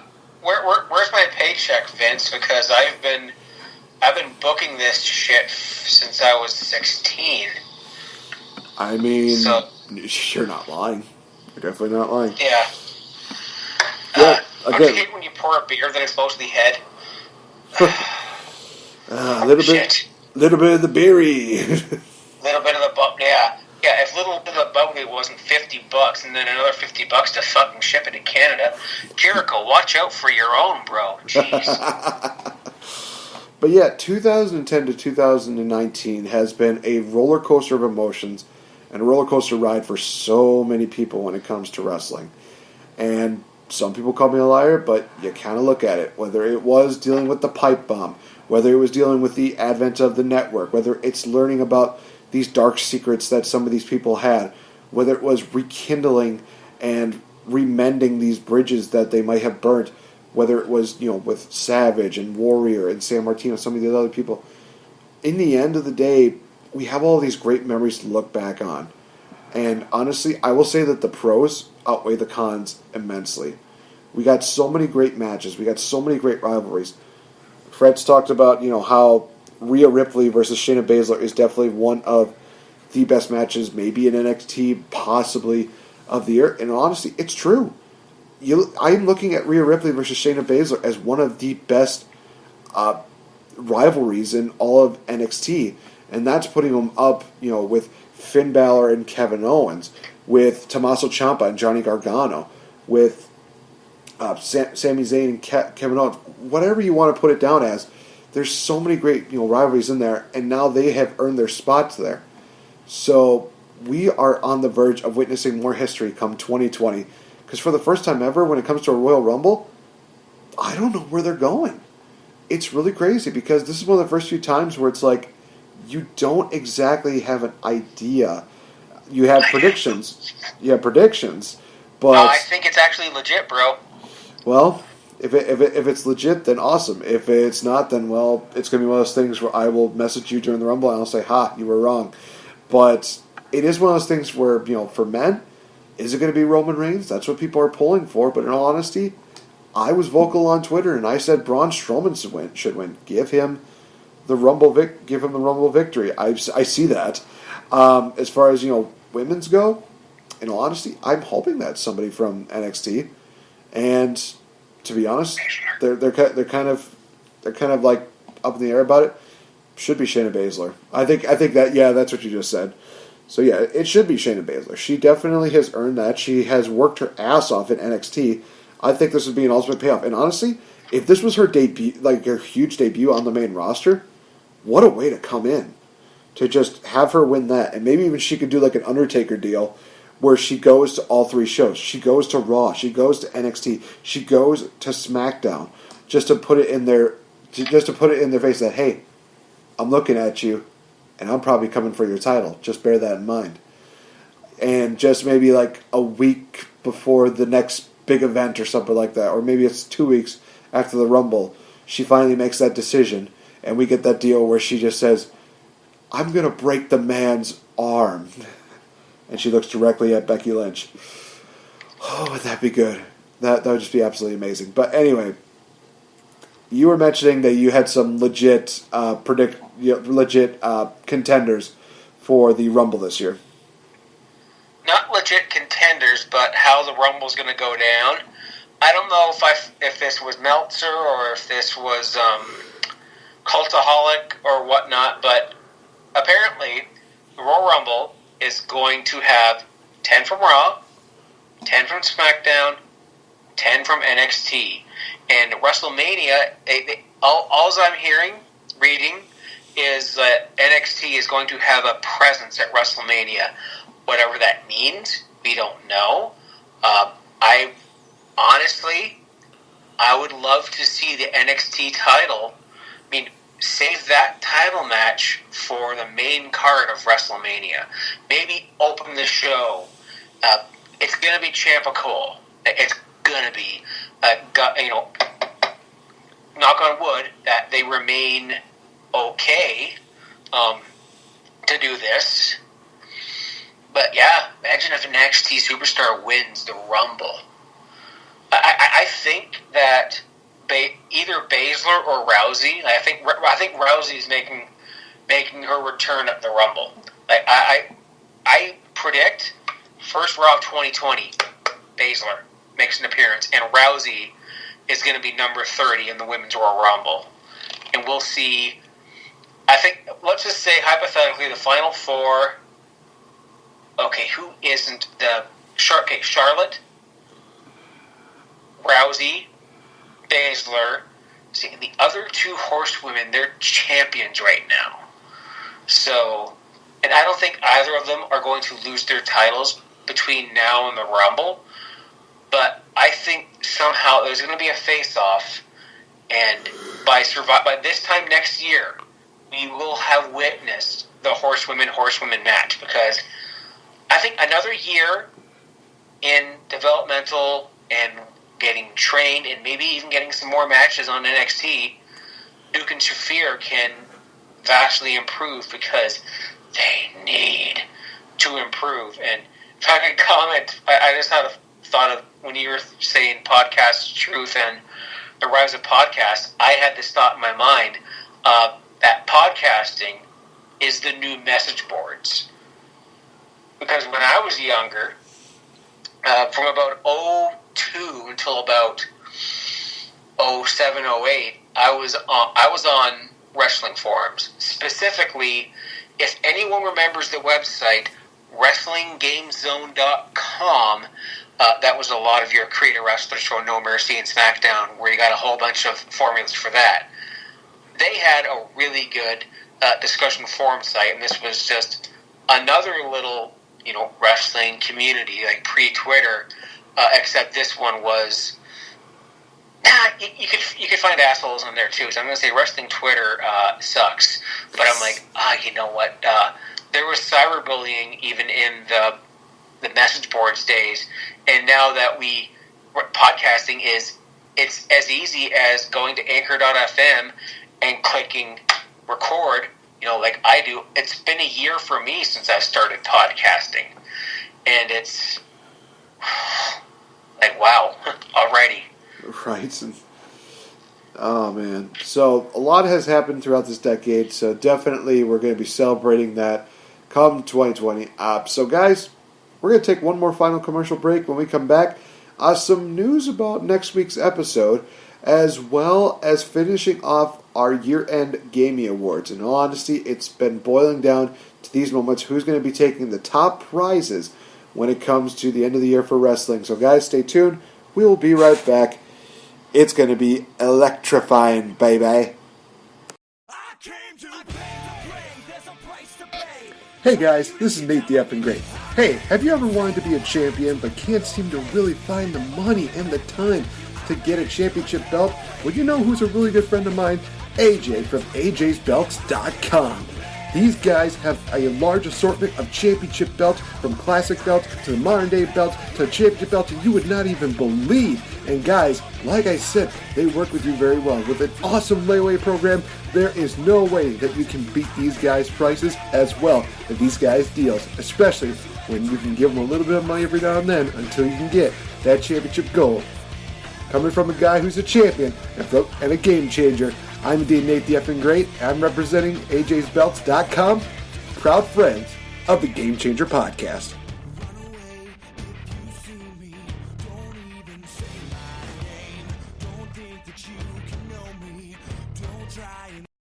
Hey everyone, it's the Princess of Pro Wrestling, SoCal Val. You are listening to the Game Changer podcast. Sending lots of love from California.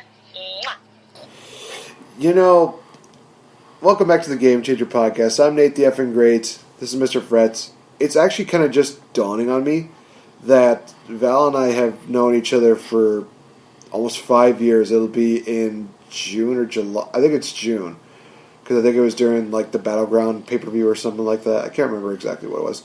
But I will say this, and interesting news is that she is going to be coming back to do a podcast with me in the very near future, and I will make sure that it is the first podcast that Wrestle Addict Radio produces going into 2020. So I'm going to talk to all the people there about that. And you know what? We have to give a shout out to these people. And it is going to be the final shout out of 2019. So for us here at Addict_Wrestle on Twitter, definitely could check out the Kings of the Rings podcast, the Fourth Wall WrestleCast, the last bit of the Gifted podcast, and you can still always check out the Nacho Mama Soap Opera podcast, as well as us at the Game Changer podcast. So many great people trying to keep wrestling real. And I'll tell you guys this, there's a lot of change coming into 2020 for Wrestle Addict Radio, but it is definitely going to be something that is going to be absolutely fun, and it's going to be absolutely revolutionary. I will tell you that right now. So for everybody here at the Game Changer, just wanted to do a quick shout out to guys at the Fourth Wall WrestleCast, to the Kings of the Ring podcast, to Nacho Mama Soap Opera, as well as Gifted Podcast, Jeff Amacho, DFDC. Guys, thank you so much for this wonderful year, and also thank you for including me and Fretz on this amazing ride. It's just been absolutely crazy. I mean, both of us, we didn't even think that we were even going to be doing this weekly. It was just kind of one of those things where we're like, well, every so often we'll start doing some more podcasts together. We'll talk about these classic pay-per-views, and there's so many other shows that we're going to be talking about. Oh, trust me, come 2020, we've already got a really good show special for you guys. But yeah, so for all the guys at Wrestle Addict Radio, definitely want to wish you guys a Merry Christmas and a Happy Holidays to you, as well as a Happy New Year. I mean, my God. And Happy Hanukkah Smarky. Happy Hanukkah Smarky. I actually learned through the Fourth Wall WrestleCast a couple of weeks ago that our brother Smarky is Jewish, so I... Really? Yeah, Happy Hanukkah, and Mazel Tov, yes, and I sent, the only person's address I didn't get was Smarky's, and I don't think maybe JC Bones got back to me for that yet, and now with 6 days to go before Christmas, even if I sent something tomorrow morning, it wouldn't reach in time, but Smarky, if you're listening, please know that I love you a lot. I thoroughly enjoy the content that you put out, and I'll say this: the one Fourth Wall cast when that was without JC Bones when he was in Italy, and it was just friggin' Smarky and Doc. Just hearing them go off about Jersey sports, it put a smile on my face. Even though, I'm a Toronto guy, I'm a Maple Leafs guy, but they were talking about the Devils and the Jets and the Mets. Go Blue Jays and Maple Leafs and Raptors, by the way. It was fun. And then they were doing the thing, friggin' Doc had the guitar, and they were playing the Stump the Entrance theme. So Smarky would say, Ultimate Warrior. Doc would just go on his guitar. So good. So, yeah, big time happy holidays, Merry Christmas, Happy New Year, Happy Hanukkah, everything else in between coming from me as well. I didn't think I would even be doing this every week. Like, when I think just around this time last year, you and we did Survivor Series Deadly Game because we were both like listeners and fans of Kings of the Rings, and we would both have our tips of the crown, our tweets. Oh, guys, Ricky, I missed the tip of the crown. Man, seriously, I miss it so much. I do too. I still love bringing up the story with where I kind of broke Will during one of the Tip of the Crown deals, where I think King Ricky said something about like Big E's roiding out on pancakes, and I just responded with, "Shh, don't say roids. A wild Steiner might appear," and cut a nonsensical promo. I still love that. I'm gonna go back and listen to that podcast. I want to see if I can find that podcast episode, because just hearing Will just go, "A wild Steiner might appear." Man, fuck Scott Steiner. where he and then it boils down to the question: who was the worst promo, Scott Steiner or Sid? Oh, Sid. Just Scott Steiner, don't you dare besmirch my Sid. Hey, no. Hey, it takes a real genius to say that he only has half the brain that Kevin Nash do. I named a fucking cat after Psycho Sid when I was 11 years old. I'm serious. My mom and I talked about this when she was visiting last week. God, we were talking about, I don't know, like the topic of our cats came up, and then we were coming back. I had a black cat for like 9-10 years, and I wanted to name him Psycho Sid because Psycho Sid used to be my favorite wrestler. Right. And my mom's like, well, my mom was like, well, I like Sid, and it stuck. I tried to make him do the Psycho Sid fist pumping. Scratch. Oh, that's funny. Oh, okay. I was going to say, it took about 8 months for me to finally get you to yell at me for something that I said. So 2020, I'm going to up my game. Hopefully, I can get that happen twice now because that was kind of awesome. So I was going to say, all you got to do is like diss Toronto sports teams, but I know we suck. So that'll go right over my head. I'll find like a really good wrestler that you enjoy, and I'll just shit on them. So it'll be something like that. I'll shit on, and I'll return it to you by shitting on Orange Cassidy because I still fucking hate him. Hey, Orange Cassidy's a treasure. Okay, you shut up. You don't know what you're doing. He's funny. I'm predicting that 2020 we're going to see Orange Cassidy holding the AEW World Championship. Mark my words, ladies and gentlemen. You hear it here first. He wins that. Oh God, that'll be a true game changer. The moment that happens, I will die at laughing. But I will also be like, yes, the true game changer of professional wrestling is Orange Cassidy, your new AEW World Champion. And Twitter is just going to be burning to the ground. Oh, Jim Cornette would have a field day with this one. Oh wait, can we say his name anymore? I thought he was canceled. Well, I saw him I saw him one time at C2E2, so we can at least mention him in that context. But other than that, probably not. So yeah, let's talk a little bit about some of the things coming on for 2020. One thing that we did mention was that we're going to do a watch along of the Royal Rumble match of 1992. So that's something definitely people are going to love and look forward to. For those of you that do not know, we do have a Patreon page that we will definitely be bringing more content to, especially myself. I will be bringing more content to that. Maybe I'll just have to start doing rebookings like the one and only Mr. Blampier used to do, because why not? I'm an F smart ass. No ding required. I'll probably acquire a ding somehow. Giggity. But as far as like next week's episode goes, we will actually be posting a new episode for that. We're actually going to be posting up an older episode that we did from when it was just us doing the Game Changer podcast. It's going to be kind of one of those things that we do until we get other people to join Wrestle Addict Radio. So if you know anybody that would love to be a part of the family, let them know.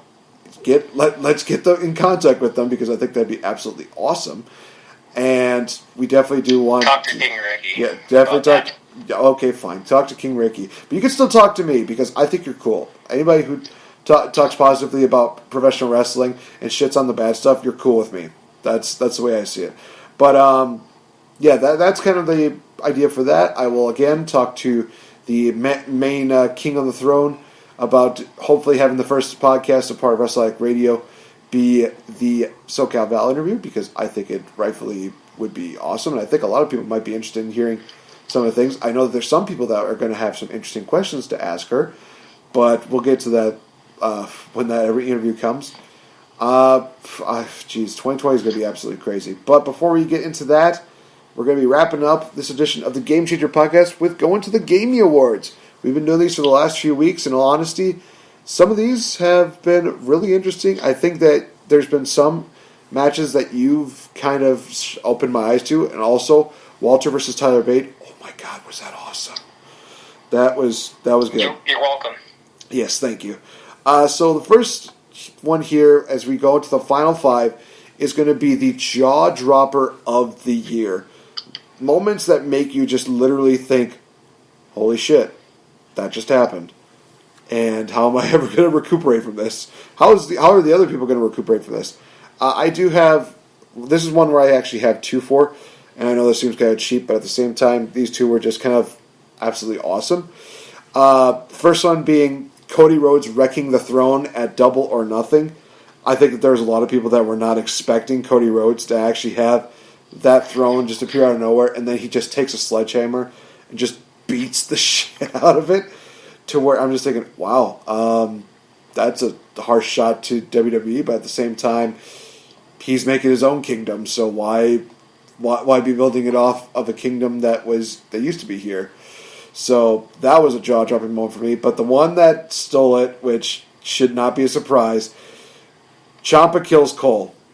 What do I mean with that? Remember that air raid siren that he did to Adam Cole off the top of the war cage? And just dropped through like two tables. That moment that inspired the hashtag React Like Brit meme that Adam Cole was trying to create. Which is like, what the hell is this? And I didn't get a chance to do it. I'm so bummed about that. But it was one of those moments where, of course, they say, "Oh, there's Britt Baker. She's a part of AEW. She's Adam Cole's girlfriend." It's like, yeah, okay, we get that. She was watching NXT, and she's probably supporting her boyfriend. Shut up, let her have a life. But yeah, that was my jaw dropper of the month for year, was where Ciampa just literally kills Adam Cole. How he wrestled the next day against Pete Dunne is beyond me. Moment of the year, jaw dropper of the year. It's an easy choice. Kofi Mania. Oh, that was great. Just the I'm sorry. Nope, go ahead. This is your moment. This is your pick. Just the magnitude of this moment, of this rise of Kofi Kingston. Not only it transcended wrestling, it transcended into culture, into African American culture specifically as well, because I remember, Kofi is the first African American man to hold the WWE title, and it took until 2019. What the actual hell? Although there was rumors back in the day that Farouk would have been a contender for it, Ahmed Johnson, had he not been, cursed with bad kidneys and bad wrestling, would have been candidates for it. But if anyone, I'm glad it was Kofi. And I remember just seeing, there was all this video footage. It was like Shad Gaspard and MVP were watching, and as soon as the 3 count happened, they both cried. I know that this was a moment that meant so much to King Ricky, him being African American as well. I think it's his moment of the year. I believe Ricky might have picked this for a moment of the decade for him, and I would absolutely agree with it. It was a big cultural moment, and just seeing Xavier Woods cried even before the 3 count, I think, and then they unveiled the new title, and he's just still losing it. I was, by the time this happened at Mania, I was actually pretty drunk, but I was I had a tear for that as well. The less are said about how it ended, the better. But in his title reign, Kofi's title reign, I mean, he beat, Ziggler, he beat Owens, he beat Zayn, he beat Orton. I thought that SummerSlam in Toronto was going to be where he lost the title. But we got had, and he won clean. Stupid. And they brought back the stupid. And my goodness. And if I can go for another jaw dropper of the year, it's The Fiend. Just, we see all these little, like, it looks like something out of Child's Play. All these demented toys in the attic, and you first see the buzzard puppet, and then you see Abby the Witch, and then you see this rocking chair in this house, and wow, Home Alone 2 is over, and we've been talking the whole time. I love it. Yeah, they're all in the hotel room. Kevin, you spent $30,000 on room service? And there's a young Kieran Culkin putting on his glasses. And when we saw the first vignette of The Fiend, it's Bray Wyatt in a Mr. Rogers sweater being like, "Hi, kids. Hi, everybody." Just, what did I'm going through this, I'm like, what did I just watch? And the internet was shitting on it fierce. And I don't think Mance talked about this. I don't think I caught on as quickly as he did, but I was just like, oh no, this is a dual personality thing. And now I say at TLC was what? Was it last week or was it this week? It was this past Sunday.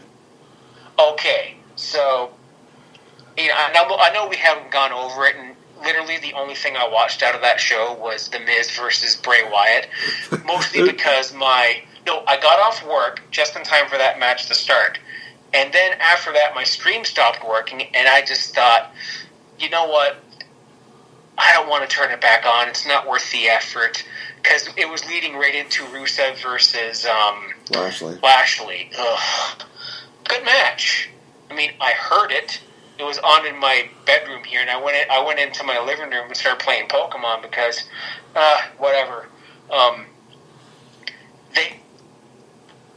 They're making it now that The Fiend and Bray Wyatt are different people. And if we get to somehow Bray Wyatt versus The Fiend, I don't know how in the name of ultimate deletion that they're going to do this, but I'm intrigued. Just the first time you saw that Fiend mask was just, oh man, that is, you can tell it has Tom Savini's fingerprints all over it, and it did. I'm actually going through another one. We have the resurgence of The Fiend, and I'm just going through, I'm on Sportskeeda. I'm kind of cheating here. We had the resurgence of the Wednesday Night Wars. We had NXT versus AEW, and now Wednesday nights are the night to watch wrestling. Like, I work late, usually, this time of year, I'm usually off in good time, but I'm always watching NXT first. Let's see, moment of the year, according to Sportskeeda, number 3, SmackDown on Fox, no. No, thank you. Cody's pre-Full Gear promo. Okay, that was that his version of the Hard Times one that the internet absolutely loved? I believe so. The only thing I remember for the Kofi Mania deal was that somebody took that Monster song by Imagine Dragons from the Daniel Bryan promo and they put it to the Kofi Kingston one, and somehow it worked better with the Kofi Kingston one than it did the Daniel Bryan one. I was literally looking at this like, God, this was so much better. And the song is awesome. The song is absolutely awesome. Yeah, not a big fan of Imagine Dragons, honestly, here, so I won't agree there. But if I can go for another great jaw-dropping moment, it's something that I think happened by accident, but it was a result. It was a result of a whole bunch of travel issues from Saudi Arabia. Was when we had NXT invade Friday Night SmackDown, Now, they said, I think even before this, that NXT was going to be involved in Survivor Series, but the very fact that they got there in time, I think they had a police escort to get to it was in Buffalo, and they were this close. They were like 5 minutes away from missing their cue. So I think it was, Shayna Baszler was the first person to come out, and she literally, they hopped out of the SUV and she bolted to the ring to take out Bayley. And then we saw Ciampa versus The Miz. And then we saw Daniel Bryan versus Adam Cole, which could be the best main roster TV match of the year. I'm actually going to state that fact because I don't remember any other than Adam Cole versus Seth Rollins, which was good. And Adam Cole beat Bryan clean as a whistle with the friggin' Canadian Destroyer and the last shot. Just 1, 2, 3. That's it. Then Triple H cuts that We Are NXT promo, and NXT dominates Survivor Series. Call that planned or not, I think it got a lot of eyes on NXT, especially namely for the Wednesday Night Wars. We haven't seen anything from NXT on main roster since, but I think they're kind of going to save their steam for the Rumble because there's no takeover. There's Worlds Collide, and I still want Dragunov versus Dijakovic. I will not rest until I get that match. And while we're at it, Walter versus Drew McIntyre, non-title just for shits, because Drew McIntyre jumped about at Survivor Series and it really pissed me off. Other jaw-dropping moments.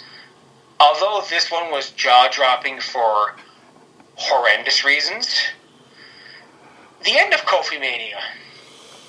Yeah. The lesser said, the better. And Bray Wyatt's debut as The Fiend at SummerSlam when he absolutely smashed Finn Balor. No, definitely agree with that. I think there's a lot that you hit on that I could not have said better myself. So next up we have the event of the year. So this is going to include a lot of the shows from Impact, WWE, AEW, New Japan. Unfortunately, Lucha Underground's not part of this, but oh well. As far as the one that I thought was the best, some people would probably say, oh, you're going to say WrestleMania. That was a long show. Do I remember a lot of those matches? Not really. And also, I just remember the drive back to the airport was just a horrendous mess. So it's kind of those things where, it was too long. It was just so much continuity. It just it sucked. So, nope, not WrestleMania. So it's not WrestleMania. The one that I picked was one that I did go to, and it does have kind of a bit of a personal deal to it, but it also is one that I think deserves a spot. I chose All Out for AEW in Chicago. And the reason why I chose that is because of the fact that there were so many great matches, and it definitely did, strike up everything that should happen, that we were going to expect from Dynamite. You had the women's division. They were showcased, and they brought these women in, and they showed, okay, this is going to be what we will see come AEW Dynamite. They showcased tag team matches, which were absolutely amazing. The debut of Orange Cassidy. We saw Pac defeating Kenny Omega by a technical submission. That was insane. Nobody really predicted that because, he was just a last-minute deal for Jon Moxley. That was it for that. That ladder match between the Young Bucks and Lucha Underground, Lucha Bros. Whew, that was beautiful. That was beautiful. And it was also a car wreck, and it took out every single fiber of my being. That's what I could say about that. And the main event, Chris Jericho versus Hangman Page, worked so well. It made Hangman look like a star, made him look like a legit contender. In the end, it had to be Chris Jericho to legitimize the AEW World Championship, and he's been the best champion since then. So yeah, AEW All Out was just all out, the absolutely greatest thing that I could have seen this year. And it was, again, one of those things that made me proud to be a wrestling fan. So, as far as, like, you know, whether it would be a number 2, I would say Royal Rumble would probably be, like, my number 2 for this one, because the Rumble matches, they were great. Nia Jax got to be in both Rumbles matches, which was kind of funny, but also kind of amazing. Plus, seeing her to get, you know, RKO'd 619 was just fantastic. The match between Asuka and Becky was great. Saw Shane McMahon and Miz defeating the Bar for the tag team titles. What the absolute fuck? But at the same time, hey, Miz is actually doing something. The Universal title match took a bit of an interesting turn, but at the same time, it was still good. I mean, we got our Balor versus Brock Lesnar match that we kind of always wanted for a while. We had Daniel Bryan versus AJ Styles, which I think happened one too many times, but at the same time, still a pretty decent matchup. It also introduced Eric Rowan into doing something, which, you know, is more than they could say about Luke Harper at WrestleMania. He was in a Battle Royal, remember? Nope, because he was eliminated like maybe 2 minutes in. Now he's a free agent. Luke Harper, I hope you're doing well. A-dub. Maybe. So, Mr. Fretz, your event of the year. Oh, I got so many hard choices. You actually just turned something else on because Home Alone ended. I'm at, yeah, you'll probably hear it there, but I just turned on NXT TakeOver New York because I had it on my hard drive here. Oh. That's absolutely a contender for my event of the year. I'm looking at the results here for NXT TakeOver 25, like the one in, I think it was in like Hartford, and Dusty Dave went to that show. He was friggin' front row, ringside, and he's just like, "Oh yeah, watch for me here." And I DM'd him saying like, I can see you here clearly. And he didn't bring his Mr. Fretz sign that he brought to Backlash, but the thought counts. And NXT TakeOver 25 had Matt Riddle and Roddy Strong in a great match. We had the Street Profits capturing the vacant NXT tag titles, which I think were they held up for injury? No, it's because I'm looking at it here. The Viking Raiders went to the main roster because they're about to wrestle Aleister Black and Ricochet here. Yes. On my telly, and I'm like, I'm going to look at this screen instead of that screen now. But we had Danny Burch and Oney Lorcan were involved in this match. Velveteen Dream and Tyler Breeze, like two guys you wouldn't think would put on a match, but Tyler Breeze, he went down to NXT to prove something, and that he did. And, Baszler and Io Shirai had a decent match, and this is where Adam Cole, baby, defeated Johnny Gargano to win the NXT title. And was that the 3 stages of hell? Nope, that was just the regular one. The one in Toronto would be the one for 3 stages from hell. Okay, well, that ended with the big-ass cage bump. Which was big-ass cage bumps in NXT this year? Holy crap. I gotta go. Survivor Series was really good. War Games was really good. It's so hard. Like, All Out was amazing. TakeOver Blackpool. That's gotta be not a front runner. Underrated.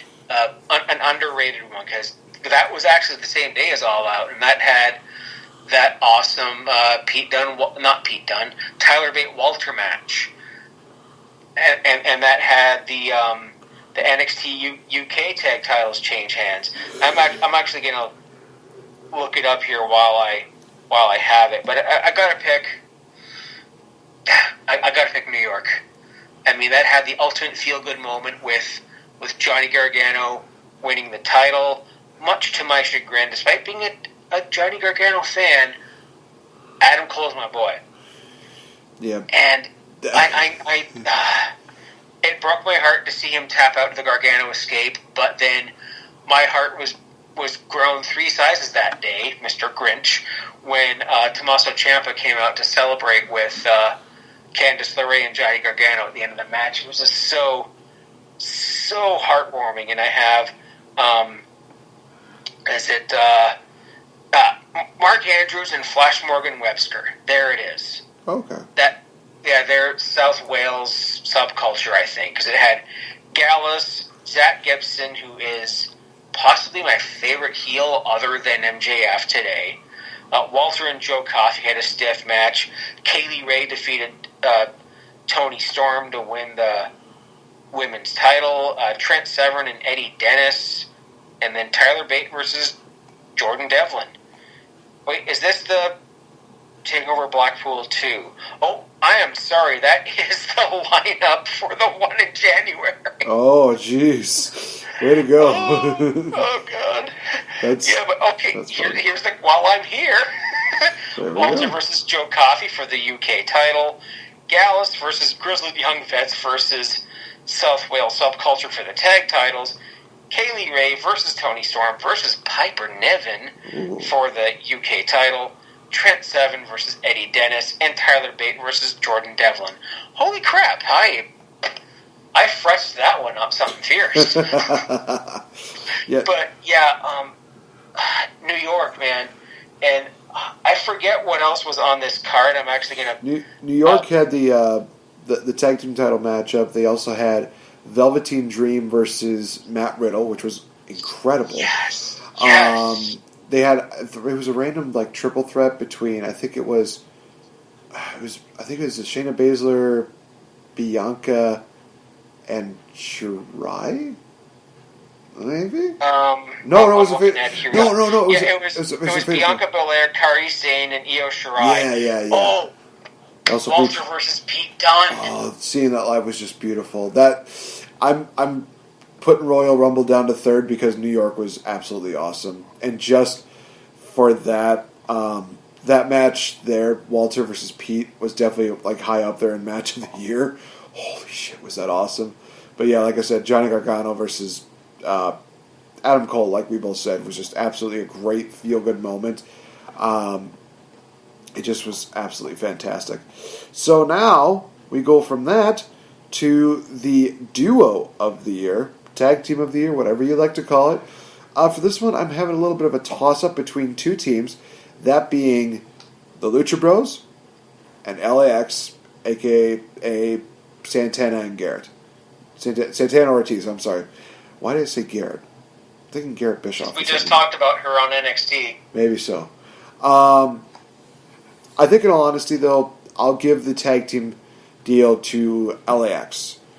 Because regardless of which team I choose, both of them have been just elevating the tag team game by insurmountable odds.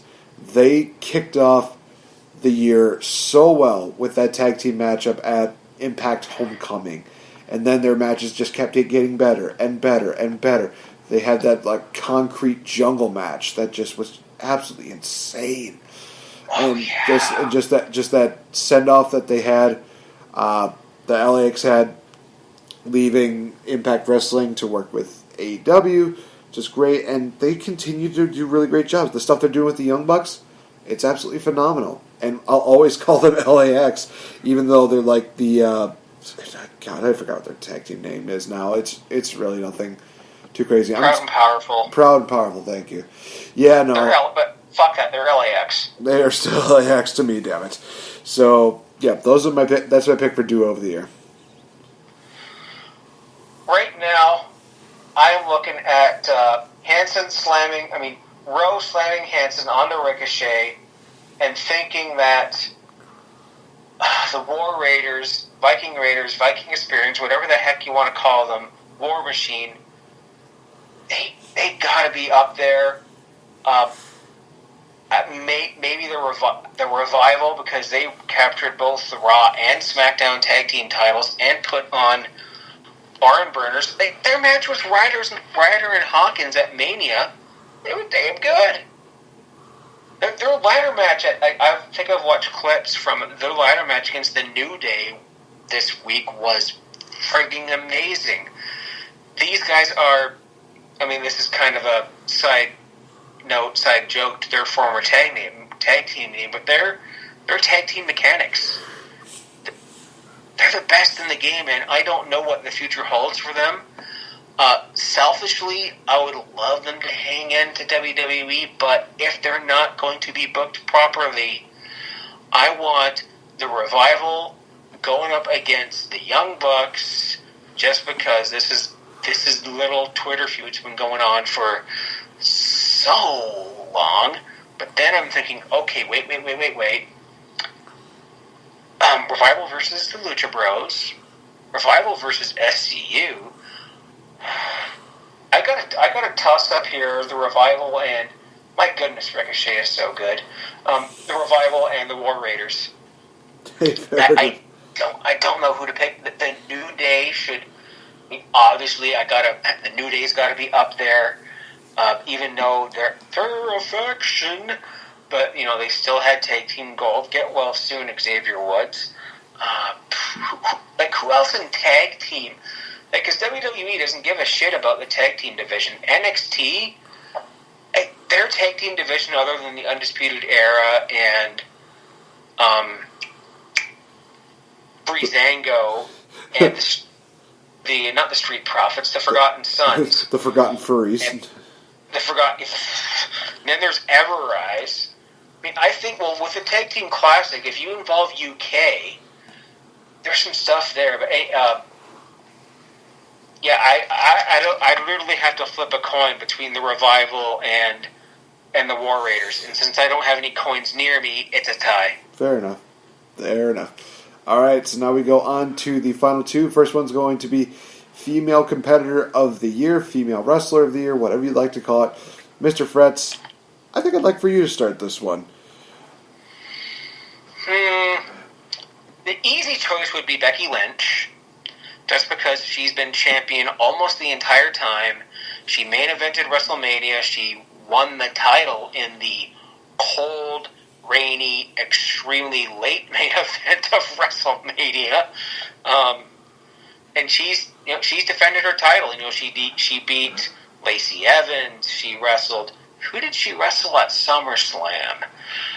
Bayley? Nope, she wrestled Natalya. Natalya had a great feud with Natalya. I'm pretty sure she probably wrestled Bayley because the roster split didn't really come into effect until after the Fox deal because the wild card rule. I'm a genius, pal. Bayley had a bounce back year, especially after her heel turn. Shayna Baszler just lost the NXT Women's title because she won it at Evolution last October and hung on to it since. And she tapped everyone out. She decimated the entire NXT Women's division. Io Shirai, tap. Nikki Cross, nap, didn't tap. Bianca Belair, tap. Who's the other? Io Shirai. Who's the other? Mia Yim, tap. You name it. Shayna Baszler has tapped them all out. Yeah, controversial pick. I'm going with Shayna Baszler here. Hey, fair enough. That's a really good one. I'm going with one that's not WWE related. I'm going with one who literally is unbreakable, undeniable, and is the number one contender for the Impact Wrestling World Heavyweight Championship. The one and only Tessa Blanchard. Because you look at her resume from this year, she had that. Well, she started off kind of rough, where she had that match with Taya Valkyrie, which I looked at that and I'm just like, ugh, that sucked. And also, I was pissed off about the fact that she lost to Taya Valkyrie. I was like, no, if they're gonna do Gail Kim versus Tessa Blanchard, let Tessa hold the belt. Let this be a thing where they do it. I want to see that deal where Tessa Blanchard literally is covering Taya, and she just has a cocky, arrogant smile on her face as Kim is just making that count. And then she had that match with Gail Kim, which was great. Then she decided to feud off with Sami Callihan. Oh, dear heaven, was that amazing. Her in a golden attire, golden baseball bat. Oh, Lord, help us. Then she decides, hey, I'm going to just take on the big boys. She went into a ladder match. She was this close from becoming X Division champion. But unfortunately, that was won by Ace Austin. But, oh well. She would go on to win the elimination matchup, last defeating Brian Cage to become the number 1 contender for the World Heavyweight Championship. I don't know what that says to you guys, but that says Woman of the Year. As much as, I cannot deny Becky Lynch and Shayna Baszler's accomplishments, Tessa Blanchard is literally revolutionizing the women's division in her own company. And she is literally to the point where they're saying she is so good, she deserves to hang with the big boys. And she could be on her way to becoming the first ever woman to be World Heavyweight Champion. And to be honest, I think it's in its entire history. Because I'm not talking like, just Impact Wrestling. I'm looking back and I'm thinking to myself, has there been a woman that has held a World Heavyweight title in any promotion? WWE? No. WCW? No. ECW? Nope. Lucha Underground? Well, that one, yeah, but we don't talk about her because she was a person that decided to hurt my Rosemary. Bitch, you're going to die if you do something like that again. I'm over it. It's cool. Who? Sexy Star. Oh, wait, what? So, you don't remember the story? The one where, okay, so... Dude, I watched season 1 and 2. Okay, so, actually, this didn't even happen on a season. So, okay, no, she won the title in season 3 in a Aztec Warfare match, with last defeating Mil Muerte. So already that was great. And she lost the title like a week later to Johnny Mundo. So, kind of a brief title reign. But this is where it gets interesting, and I'm sure there's a lot of people that remember this story. So, they were doing a match in Mexico. It featured a couple people from AAA, Sexy Star, and Rosemary. And apparently during this matchup, the women from AAA were going to be a little bit more tougher on her than normal. Maybe it was just to kind of teach her a lesson or something like that. Well, Sexy Star made it seem out to be that she was, like everybody was out to get her. So, during the matchup, she actually locked in a armbar submission maneuver to Rosemary. After that, she held onto it, cranked it up so much that it actually dislocated Rosemary's shoulder. And after that deal, Sexy Star, she left.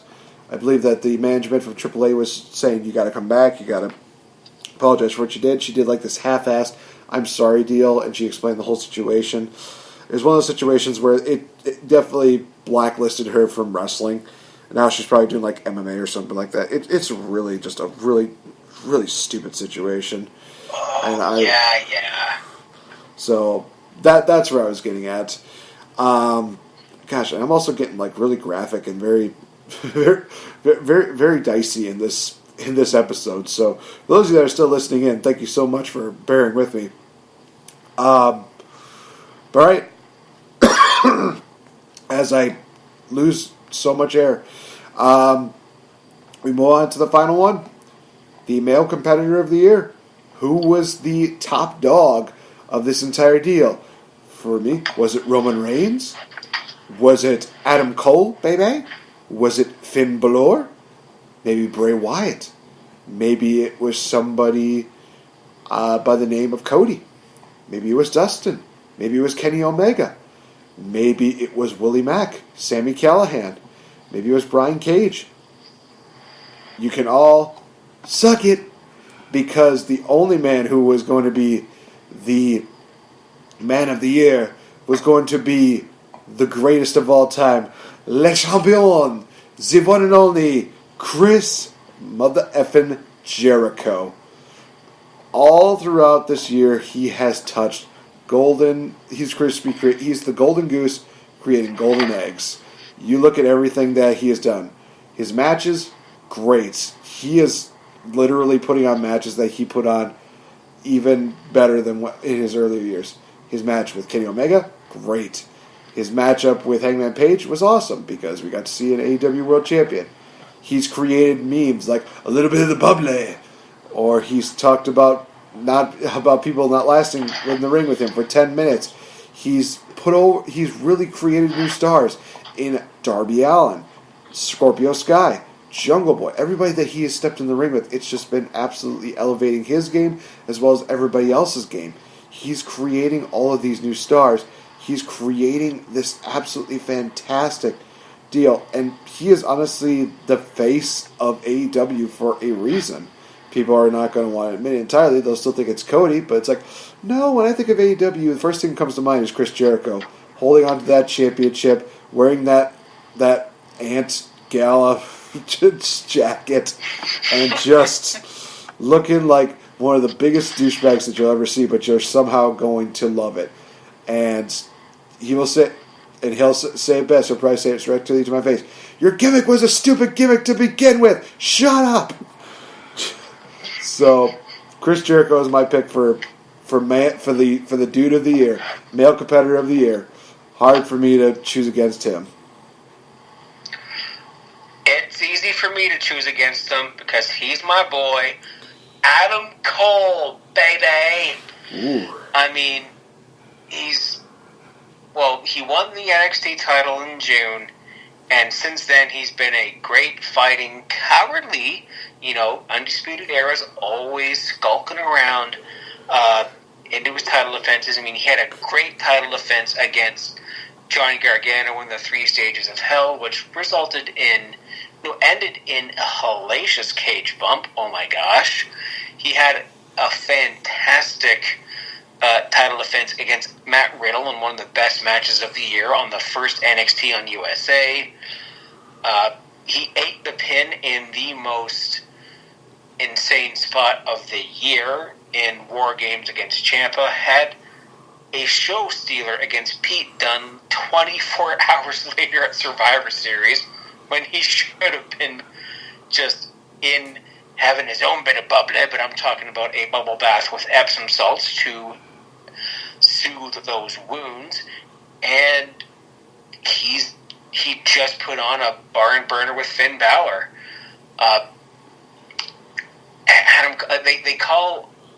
Did he call Keith Lee like the moment maker? Adam Cole's been the matchmaker of the year, and even what was his match in? I'm going to go back. What was January's takeover? Was that? No, that wasn't Phoenix. That was like 2 years ago. Where was the Rumble this past year? I think it was actually in Phoenix, but I'm trying to remember who he was facing off against at that event, because it couldn't have been Velveteen Dream. Gosh, man. I'm on Wikipedia right now. This one had Aleister Black versus Tommaso Ciampa. It had Shayna Baszler versus Bianca Belair, and it had the Sky Pirates, Io Shirai and Kairi. Oh, remember the Sky Pirates were a thing? I forgot about that. Get Io to the main roster so we can have the Kabuki Warriors as a complete faction. No, we had... Adam Cole wasn't even on this takeover. This was when Johnny Gargano, as a heel, won the North American title. This was when Matt Riddle defeated Cassius Ohno by submission. You know what? I think Adam Cole might have been hurt. I think he started out the year injured. That's right. I do remember that now. Yeah, we had the War Raiders. Okay, speaking of the War Raiders, they just won this classic tag match against Ricochet and Black. Oh, that tag team should have stuck together. Adam Cole didn't wrestle that one, but yeah, he's my dude of the year. I mean, I absolutely would agree with that pick as well. Like Jericho, just signing, shocking the world by signing with the new AEW at that friggin' pool party thing where they announced the roster and he's going to wrestle Kenny Omega, and then he becomes the youngest AEW champion in history and reinvents himself again. I mean, in the decade, we've had Silent Jericho, who came out in his return and did nothing, didn't talk for like weeks. And then it was actually, if we want to even go even further, 2010 featured Chris Jericho pinning the Undertaker for the world title. So he was doing that. Right. So he was doing that whole classic, suit deal where he was just dumb. He was talking down to all the people. And the night after, he's just like, I'm the new world champion. I'm going to WrestleMania, baby. And then Mr. Edge decides, Spear, you're going to WrestleMania, but you're fighting me. Yeah, Edge won the Rumble that year after his Achilles injury. That's right. Oh, and then Jack Swagger cashed in. Jake Hager cashed in on him. Hey, that's a full circle moment. If I haven't seen one. Hey, we got Jericho out of it, so it wasn't all bad. Yeah, Jericho was okay. That was fun. Except that they beat Crime Time when Crime Time should have won the tag titles. That was just me. And he did the whole glow in the dark, sparkly jacket. He did list and it, and just. Yeah, if you want to talk about wrestler of the decade again, creepy dad Jericho with his weird pedophile mustache. Oh my gosh! Festival of the Friendship. I mean, that's a promo of the decade material right there. That was a shot. That was like a tearjerker. That was a tearjerker of the decade. Just Jericho holding the list. How come my name's on this list of KO? Kevin Owens' face. Cue some Celine Dion. Stop destroying my life! Why must you turn my life? Wherever you are. It is one of those things. I remember that being a thing where every sad moment just had that Celine Dion music playing. It made the death of Glenn that much more powerful. And then they brought it with the friendship deal. I'm just like, no, don't you do it. No, my life has no meaning. No. Why? Dude, I had to walk out to that fucking song for my grade 8 graduation. Are you serious? Oh my god. My grade 8 graduation was the year Titanic came out. Oh shit. And our class had 2 skits. There was Men in Black, and I was in the Titanic one, rowing one of the lifeboats that was picking up dead bodies. And and to top it off, we sang I Believe I Can Fly. Oh, I fucking hate the 90s. There was a dark age of movies from there, if you remember correctly. That's a lot of fish. I know we're going completely off topic, ladies and gentlemen, but we're talking about the most horrible time was the late 90s to early 2000s of movies. It sucked. American Pie, that was awesome. We were talking about the decade of Jericho. That is probably the best way to put 2010 to 2020, because you looked at everything you did. Like you were saying, that we had the Jericho in the suit deal talking down to people. We had the list. We had the light up jacket. We had him doing the silent deal. We had him doing this deal where he leaves the company and then he decides, I'm going to go a little Clockwork Orange. And it's like, are you fucking kidding me?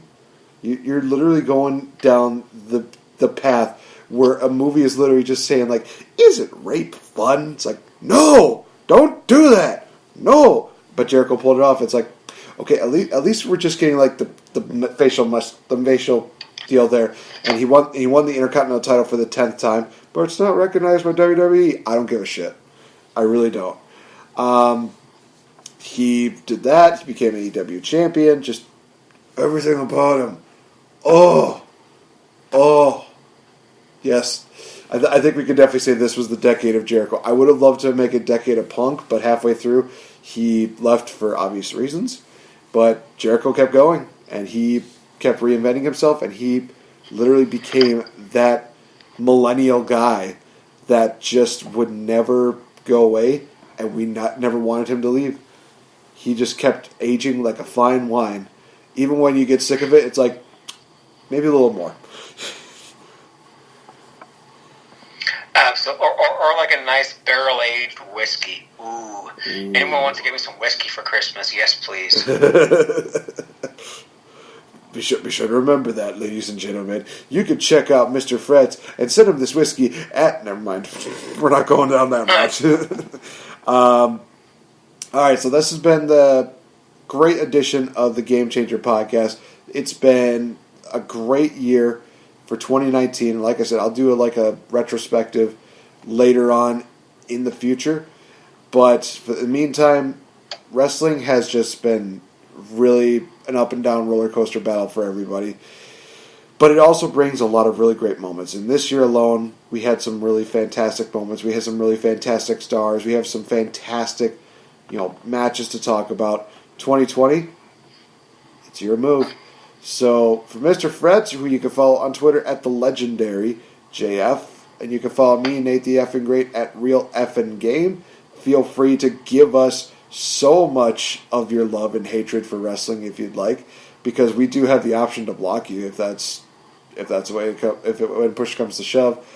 Be sure to also check out @Addict_Wrestle, the Wrestle Addict Radio Twitter, where you can see a lot of the great shows like us, the Game Changer podcast, the final moments of the Gift of Podcast, the Kings of the Rings, the Fourth Wall WrestleCast, and also some great clips from the Nacho Mama Soap Opera podcast. Definitely check them out. They were nominated for Wrestling Podcast Awards. We've already talked about the, situation. We already talked about our opinions about that in the last episode. But we're looking to 2020, and it's going to be a bigger, better, and brighter future going into that year. It's just going to be absolutely fantastic, you guys. So, for Mr. Fretz, I've been Nate the Effing Great. Have yourself a Merry Christmas, a Happy New Year, Happy Hanukkah, Happy Kwanzaa. Try to think if there's any other holidays that are there. Happy Baxter Day for those that caught that reference. Thank you very much.